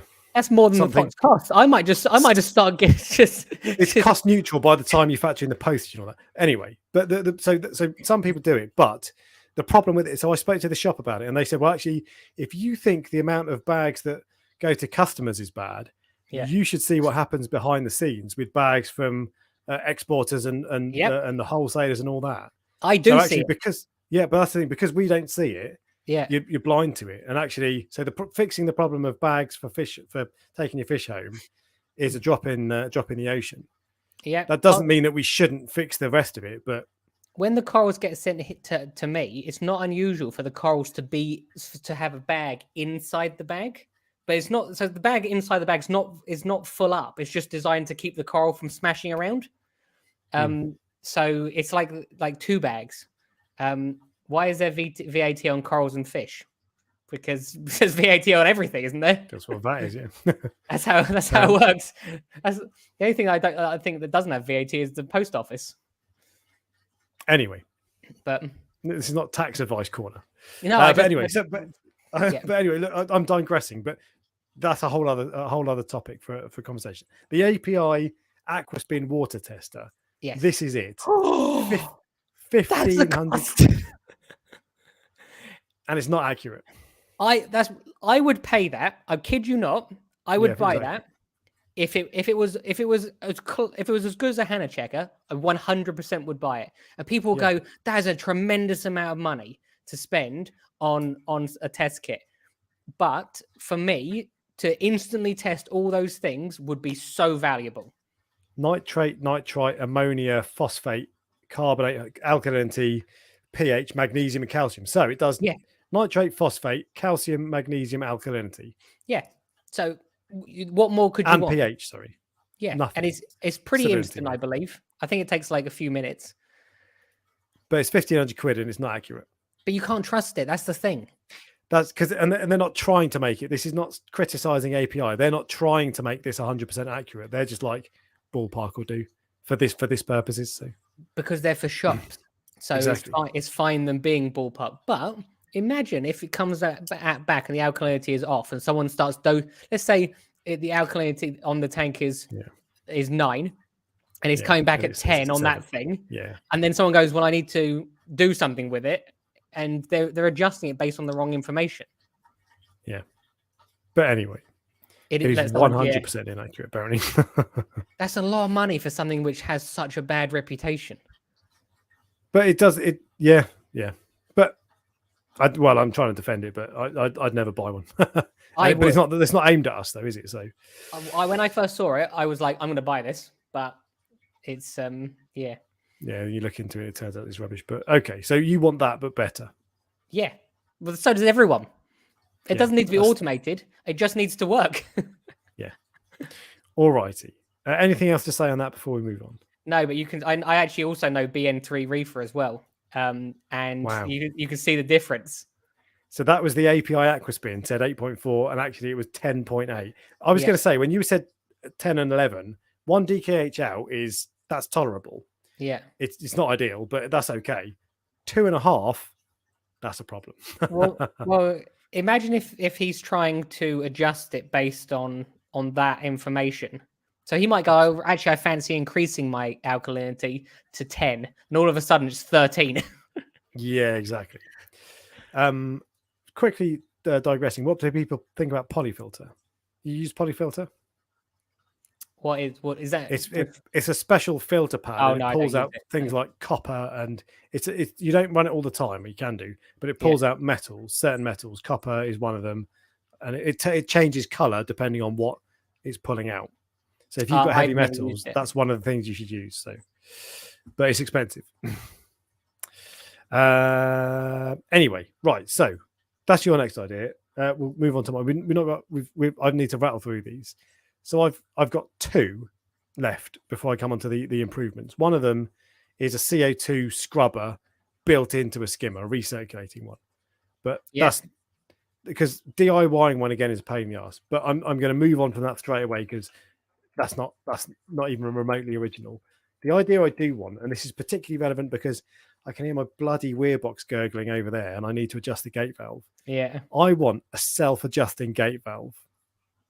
So it's got some kind of motor on it that turns the gate valve for you, and a couple of optical sensors. So it sets the water at the right level in the weir box. More electricity. I don't care about that. A couple of watts, that's fine, and it will automatically, because when you try to adjust the gate valve yourself, you adjust it, and then you got to wait for a couple of minutes, and then you adjust it again, and then the next day it's changed.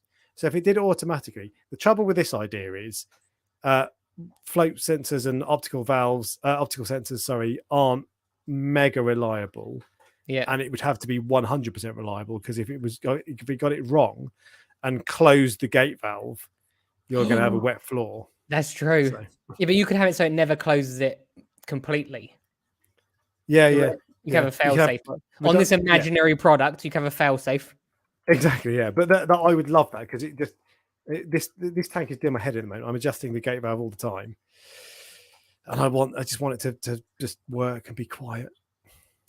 What tank is that? That's a water box, isn't it? Water box Frag 55.2. Why do you have to keep adjusting it? Normally, I probably need to clean the gate valve, to be fair. Yeah, that's the only thing. It's been set up over a year and I haven't cleaned it once. Yeah. Have you got any more ideas? No, I'm not as intelligent as you, so. Well, we all know that, but I've got some absolute bangers. You rattle through them, and I'll tell you if they're shit, and then we'll tell me they're rubbish. So I've got some absolute bangers. This is improvements. Number 1, dust-free Rowaphos. So I don't have to rinse it. Is it possible? Well, that dust-free Rowaphos basically is the nice one. You have to rinse it. Is that GFO? Yeah, I think so. I don't know. It's brown. All I want, basically, I just want Rowaphos, because when you don't have to rinse Rowaphos. You can just leave the dust in, but no one does. No one likes it. So everyone rinses Rowaphos, and you get rid of the really fine particles. Just run it through a bloody sieve at the factory. So you sieve out the big stuff, and then sell that stuff at a premium to idiots like me who can't be asked to filter it. I'm pretty sure next time you need phosphate remover, get the nice one, because you don't need to. It does have a slight brown tinge to it. I don't know if it's exactly the same stuff. It seems to remove phosphate much slower than Rowaphos. It might not be GFO in that case. It might be aluminium based, but because Rowaphos I think is quite quick, isn't it? Whereas this one is a much slower thing, but which is better because you want to lower your phosphate slowly. Yeah, okay. But I just want send me the big granules of Rowaphos only. And I know I'm gonna have to pay more money for it, but I'm okay with that because I just hate rinsing it because I'm so lazy. There you go. One-armed reefer agrees with me. Phos-X is the one, Ryan, and yes, almost dust-free. Phos-X, almost dust-free. And Ultra Phos 0.04 is pretty dust-free apparently as well. Not sure what that is. Anyway, next idea. So, and this is happening already. MP40s. I want more cage options. The grills, because at the moment you can't angle an MP40. Yeah. I want them to redesign the cages, the wet side cage, so it points it in various directions. And I want it to have it so there's a lid, so it sits, so you can put it closer to the water surface without sucking water in and creating eddies. Now there are 3D printed versions of these appearing already, and I've ordered some actually. But I want Ecotech to make more options. Even if it's 3D printed, then fine. And actually in the UK, there's a company called Aquaprint, and they're being distributed by Exodus, who also distribute Ecotech. So it's kind of under the same roof. But I want more of that, more flow options. So if I can have my MP40s close to the surface, which at the moment you can't, and more to the point, if I could angle my flow on my MP40s, then that's the only thing that MP40s do that don't do that you need. That would be impossible to angle it, wouldn't it? Why? Well, because obviously they have to be flat for the magnet to work. But yeah, but if you've got the cage, so the cage still sits flat. So hang on, right? This is my aquarium. This is the dry side over here, and this is the wet side. So if you had a wet side that just it still sits flat, but it points downwards. The outlet of it points downwards. Oh, I see. Yeah. It needs to be like collapsible then, because maybe. So where it like almost slides into each other, so you can you understand what I'm saying? Where yeah, not a bad idea. I'll give you a 6 out of 10. Ooh, 6 out of 10. Right, I'm going to see if I can beat that. Okay, so this is my best one, and I've mentioned this before. To be fair, use a fishbowl. You can angle your MP40. Yeah, fair idea actually. What was I going to say? Right, so the best one. This is. I can't build this up. I can't oversell the best this. One. So this is. I'm expecting big things. This might be the best idea in the history of aquariums. Okay. Yes. Right. So Autotech, and I've said this a couple times before, and I'm overselling it. So KH. So all the KH. So my KH keeper from Reef Factory. Yeah. The GHL KH Director, the KH Guardian. Yeah. All of them. Yeah. I can't remember any. The Alkalinity. All of them have the same problem in that some people trust them, and we said this the other week. Some people trust them to take care of the dosing. I don't, because it's so important. And if it goes wrong, which it can do, and every now and then my alkalinity reads 15 because it doesn't dispense reagent properly. Yeah. And it's an easy fix. Just go and plug it back. It's a piece of cake. But it happens once a year. But if that happened and it dosed according to that, it could wipe out my tank. So there's no way I'm trusting it. Or if it loses calibration and it's out, it might mess up my... So I don't want it to take over. I don't want any device. Don't trust any alkalinity robots, no matter which company makes them. I don't trust them to dose for me. That might be me being paranoid unnecessarily. Yeah. But I just don't care. I'm not going to do it. But what they could do is, instead of just controlling it, it could create an alkalinity map. Oh yes, yeah. So it tests every day. You set it to test an hour every day. And then it tells you that your alkalinity is 7.8, then 7.9, then 8, and then all this. And it also, you tell it what you're dosing. So ATI Essentials Plus with me. And it knows how much you're dosing because you're using the same dosing pumps from the same company. Yeah. And then it can work out, okay, so his alkalinity starts at 7.5 and it ends the day at 8. And he adds 200 milliliters of whatever. It can then work out how much you need to level that off. And because it's testing every hour, it should be able to work out roughly what you need to add or what you need to dose less of. So it'll tell you, then it will say after a month or whatever of measuring once an hour every day, it will then say at the end of that, it will say, right, this is how much you need to dose. You need to dose 20 milliliters at 1 o'clock, 23 milliliters at 2 o'clock, 18 milliliters at 4 o'clock. And then you just say, okay, do you know what? Press a button and it puts that in the schedule, in the doser. And then the chances are That is never going to change. It's only going to increase or decrease because when you add or remove corals. 5 out of 10. The fluctuation, 5 out of 10. That's right, guys. Someone tell me that's a 10 out of 10. I need validation here. I actually did work something out. I don't know if just a minute. Am I interrupting you at your key point? No. Carry on. If you think about it, I don't know if they might do this already. You know the machines where they dose for you. If there's a setting on there that says never dose more than 10% more, and if you do dose 10% more, notify me.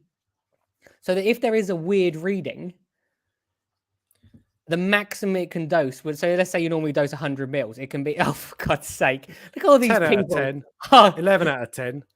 10 out of 10. That's the one you got. That's the dodgy one. 10 out of 10. There you go. No. Sorry, carry on. Now can the honest people put like 3 out of 10? There you go. The honest people are in. Hang on. Oh, so Jamie says the GHL does do that. Block this joker. Carry on. Yeah, so basically the idea was to have it so that it can never dose more than 10%. I don't know if they do it already, but in theory, if you have it so that if you dose 100 mil and then the maximum it can dose 110, it's not going to change your alkalinity that much. So B+ must try better. But the thing, and so you could get that from an alkalinity graph, and you can actually work that out. To be fair, you could work that out yourself. My KH tester will test it on the hour every hour. 1 out of 10, right? Ban him. Just more importantly, BN3 Reefer is someone who comes to the coral farm, and he's had a ton of free corals from me. So all of a sudden, like I think we're gonna have it's gonna change now. There you go. Average it out. Anyway, so you could work that. I could work that out myself. If I tested every hour and just wrote it down, and then wrote down how many milliliters of whatever I'm dosing, I could work that out myself.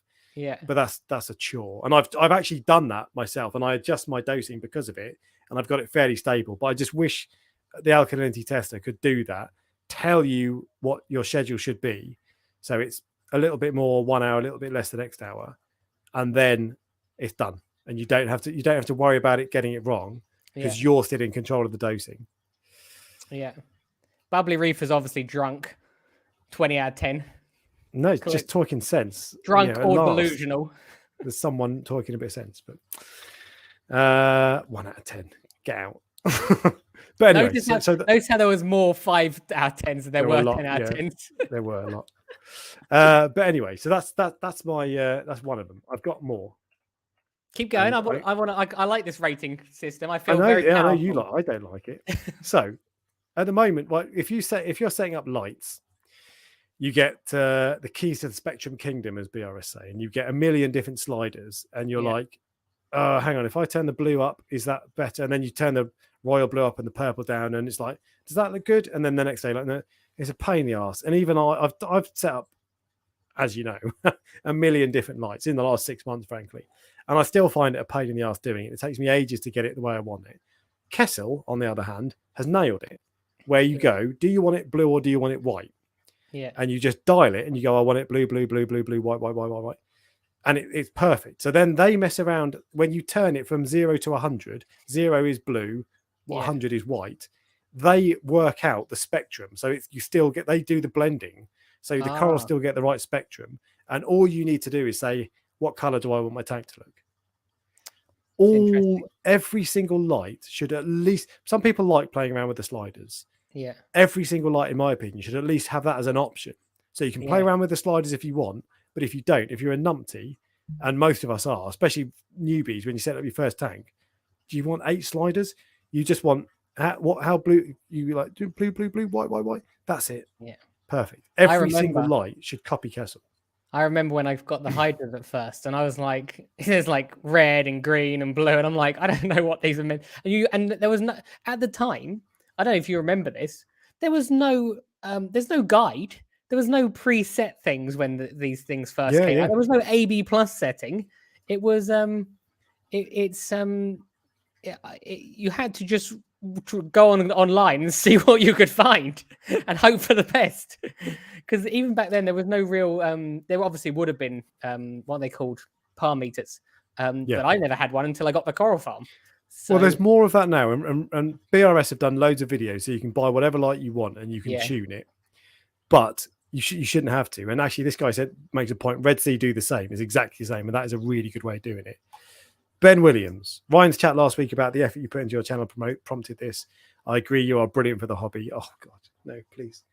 As are you. Thank you, Ben. Thank you. I really appreciate it. I really appreciate the words as much as anything. That's really kind of you. And I will say thank you too, Ben, because even though I don't get it, I'll say thank you because it's nice that you're showing appreciation.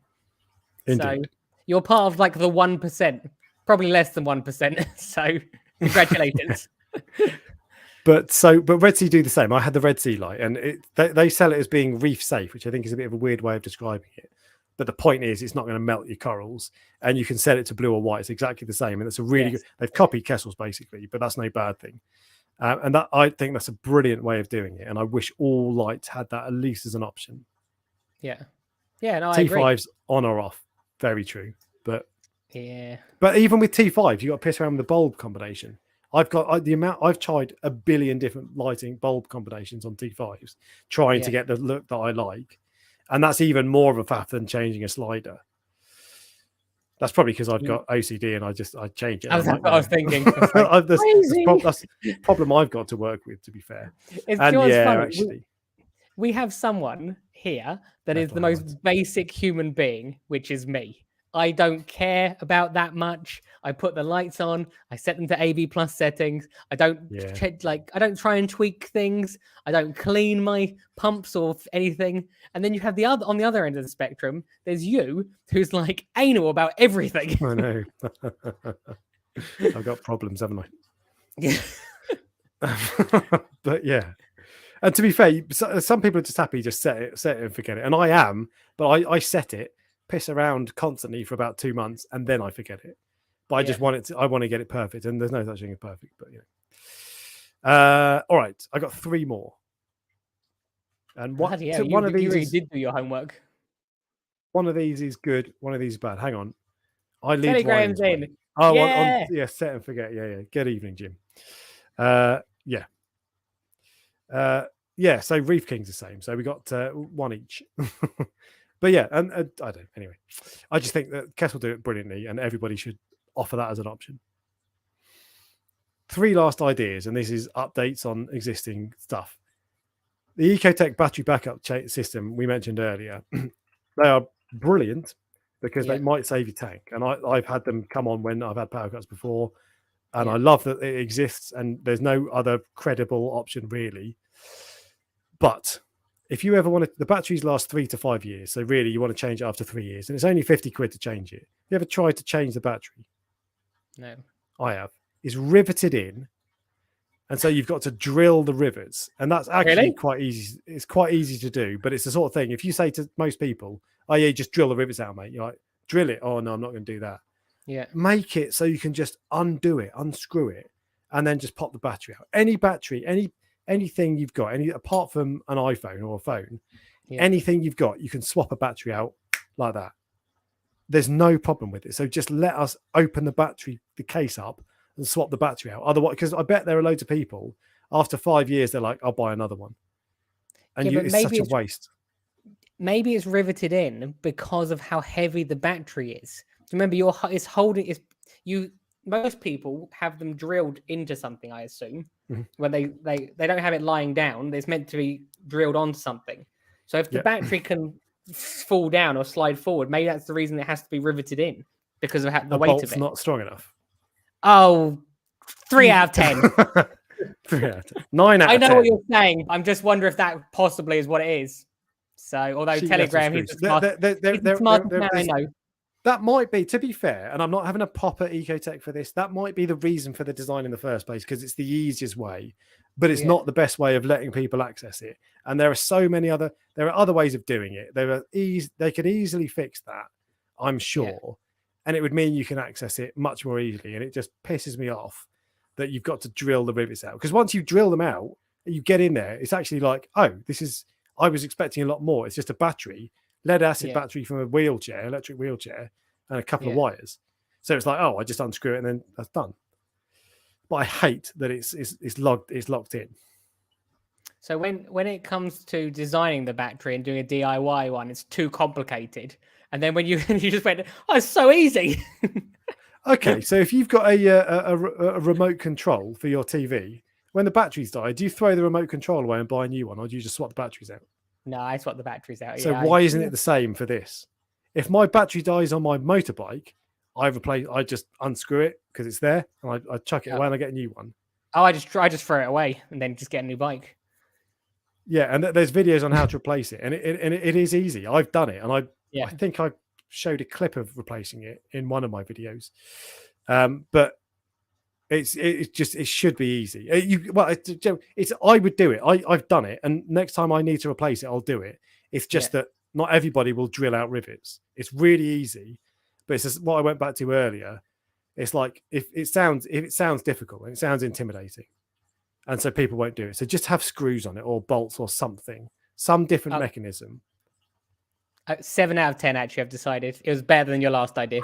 Yes, 7 out of 10. Right, I reckon I might get the next one. I'll get less than 7, but the last one, I might get an 8 out of 10. You realise I was just insulting your last idea by saying that one was better. Well, okay, this is fine.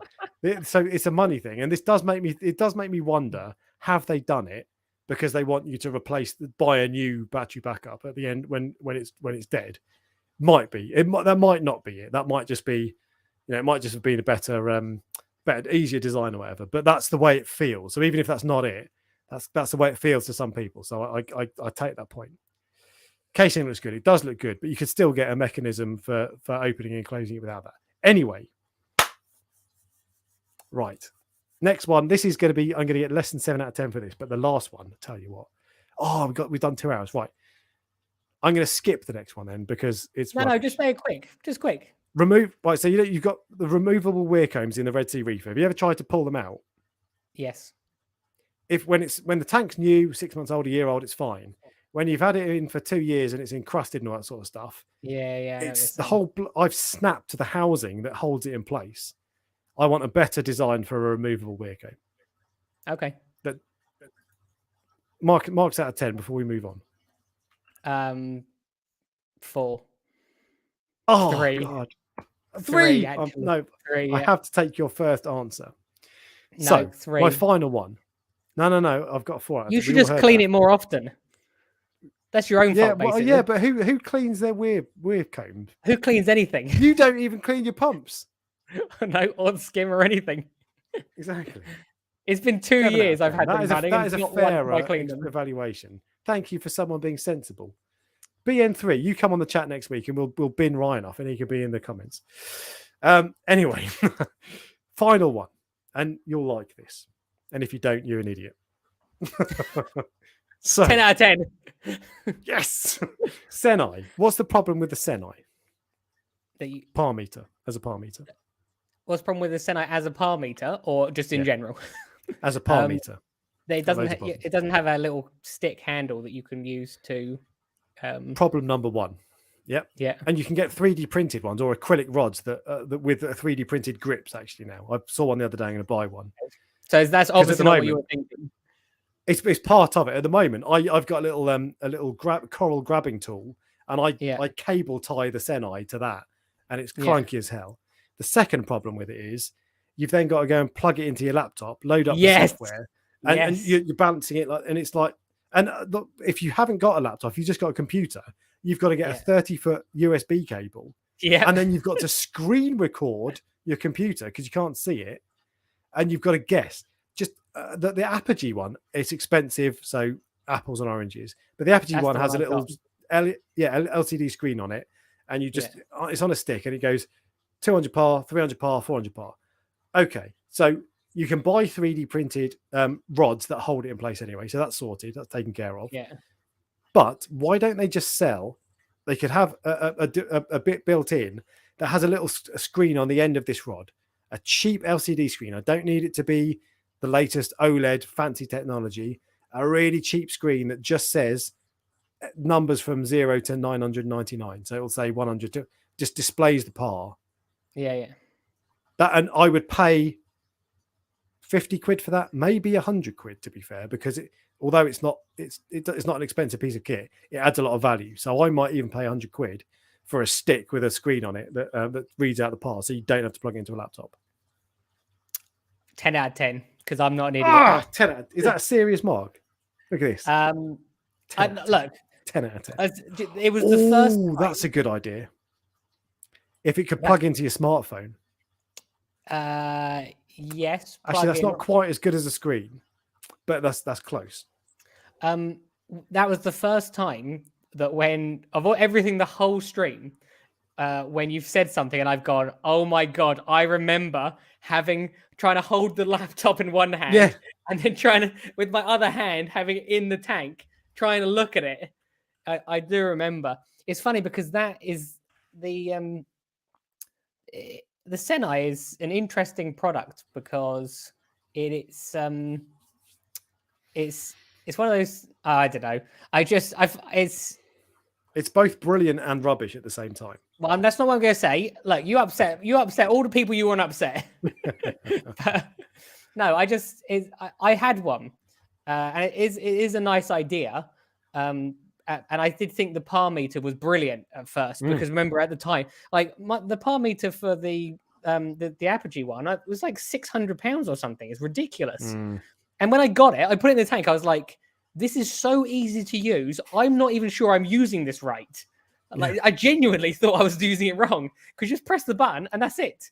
Yeah. I have quite a lot of people asked if I'll rent it out, but I don't know how I would do that because someone would keep it or they'd forget or they'd, there's no guarantee. Like someone would have to literally send me £600 and then on returning it, I would give them their money back. If you see what I mean. Yeah. It just wouldn't happen. So it's too much hassle. Or someone would break it or whatever. But if you had a stick for a Seneye with a little screen on the end that you can plug into, I don't care how cheap and crap it looks. All I want is just to read out the number. Yeah. And then that makes it, because when I want to test my par on both my tanks, actually, or two of my tanks at the moment, because I've changed the Kessels and I've never tested the par on the Fluval, and I want to do it. Yeah. But I can't be asked because I've got to hook everything up and it's a pain.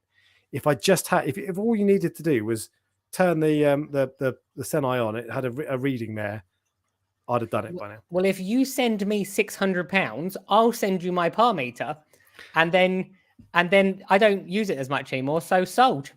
You don't have to send it back. But I don't want to pay £600. I want a 50 quid upgrade to my Seneye. No, whenever and someone mentioned, I did see someone mentioned you can get a PC, a mini PC. Here we go, mini PC stick for a Seneye. Leave it in the cabinet running all the time. No need for the Wi-Fi box. But then that means that you've got to get a PC and a screen, and you've got to have it out. You've got to have it always connected, and it's not on the end of the par meter thing. I just want it. I just want a little screen. They're cool. I've seen people do that, and it's a cool thing. But I just want it on the end of the stick, so I'm not having to look in the cabinet whilst I'm doing my par reading and all that. I totally agree with you. 10 out of 10. Yeah, 10 out of 10, and that's a sincere 10 out of 10 as well. I should have led with that. I should have opened with that one, shouldn't I? I'm interested because obviously we're going to be winding this down now very quickly. What was the best idea of all of the ones? Some people won't have been here the whole time, but what was and anyone who thinks your ideas probably just didn't hear my very first idea. I was just interested in what people genuinely thought the best idea was, and as long as it's mine, put it in the comments. And if it's not, bye-bye. We're done. what was the best idea and the worst idea? What was your favourite idea of all of those, and what was your least favourite? Have you still got your list there? My list, yeah. Oh no, I was yeah, I tell you what. You tell me. I was going. Oh no, that's a shame. All right, I was going to say you tell me what's your favourite of mine and least favourite of mine, and I'll do the same for you. Well, the easiest thing for me to do is just pick your last one as my favourite because I don't remember any of your other ones. That's my problem. Yeah. I had what did I have? I had the orange glass. I had the UV steriliser, the hole at the back of the tank. Yep, that's good. The silent skimmer and silent box, and the machine that tests everything, everything accurately. Yeah. Okay. That was Hang on, I'm just laughing at what they said. I should have just said it. Yeah, okay. So I think your UV sterilizer is potentially the best, but the tap that does the water change tap. That's actually the food one as well. With the the more I think about that, the harder I think it would be to implement. Yeah. So I'm not so I'm not. So my ones, I'll tell you the ones that I think are the best for mine. So the display for the Seneye, just do it. Rubbish. A KH map. Rubbish. I think that's brilliant. What are you talking about? The phosphate robot, but then that's not really an idea. And the power monitoring plugs. I know what my favorite one for yours was. You know that fish bag stand? Yeah. That was my favorite. That's the worst one. That's the worst one. And my worst one of yours is an orange panel for the. Look. I said a very light tinge you could barely even notice. So it's you wouldn't even. Never let the truth get in the way of a good story, Ryan. Just saying. I don't remember what apogee. Someone said, "Ask what apogee model I've got." I don't remember. It was the special one that BRS told me to get. Okay, and so we don't have many people on the favourites, so our ideas were rubbish. But angling the MP40s was a favourite, and actually, I'm going to do some free promotion because I bought these from Aquaprint the other day. Aquaprint MP40 cage. So I'm waiting for these to arrive, and I've paid. I have no affiliation with Aquaprint. I just bought them, and I think they're really cool. And these apparently do mean that if you can have your MP40s right at the surface of the water. Here we go. And so this is a 6-degree angle, which doesn't sound like much, but actually if you watch it makes quite a significant difference. And because of the design, it doesn't look like it would do it, but you can have it right up an inch off the surface of the water, and it doesn't pull in the water and make eddies. Yeah, which they currently do. So these, I'm not, by the way, I wouldn't say go and buy these immediately because they sound awesome. I've ordered them. I've paid for them myself. I have no connection with them. I'm not advertising this. If I find that they're good, I'll tell you about them. How much were they? They 20 quid each, which is either a rip-off or a bargain, whatever way depending on where you look at it. It is because obviously I've got quite a few. I do think that I'd like to have something for mine. Just to some, yeah, but we'll see anyway. You'll soon tell me. I'll tell you if they arrive this week. I'll tell you if they're good next week, because I think they are potentially awesome. The only thing I don't like is, so I've ordered the black one. Yeah, but why would you want? And some of these are neon. Why would you want any of the others? I've seen people buying neon stuff that goes in their tanks, and why would you want a neon cover that glows? I don't understand that. It's like those glow in the dark fish, or like or a chest, or a SpongeBob house. Why? No, I know. I don't get it, but each to each his own. Okay, so a couple of other people appreciating ideas. The Seneye screen, Ryan's first idea. Which one was that? The UV sterilizer. Maybe. Yeah, I think it was. He wasn't here when you discussed it. Oh, you're right. Your idea of the accurate API testing thing and the Seneye screen as well. That seems popular. Anthony, what you've got? I've literally just had someone text me saying, before you buy your cages, wait for the ones I can make. Oh, I know who that is. Did you get the same? Did you get the same message? No, I doubt I did, but I know who it is now. It's the guy who built your. I know, London Aquatic Design. Yeah. So you have them. They're worth the money. You went for the black one. Interesting. So I think they look awesome, and I these could be a game changer for me for VorTech. Anyway, we've overrun on time because one of us had brilliant ideas to go through. So Yeah. And are you up for next week again? Coming back? Yeah, you know me. I'm like never do anything, so I just like to come hang out with you, don't I? I've got an idea that I don't think. Oh no, it probably does need a bit of homework. So, what is it? It was awesome aquarium equipment that's actually rubbish. So you mentioned that to me before. Yeah. That does seem like an awful lot of thought. You made me think about this one, so we might do something different because that is a lot of effort. And I only came up with half a dozen things. I tried to think of crap equipment. Yeah. And I was like, I looked at my tank and I was like, well, if I don't use crap equipment, I'd have replaced it. So yeah. I could think of a few, but anyway, we might just have a normal chat. So I've got this prototype screen for the Seneye. Yeah. And it was crap. Yeah, exactly.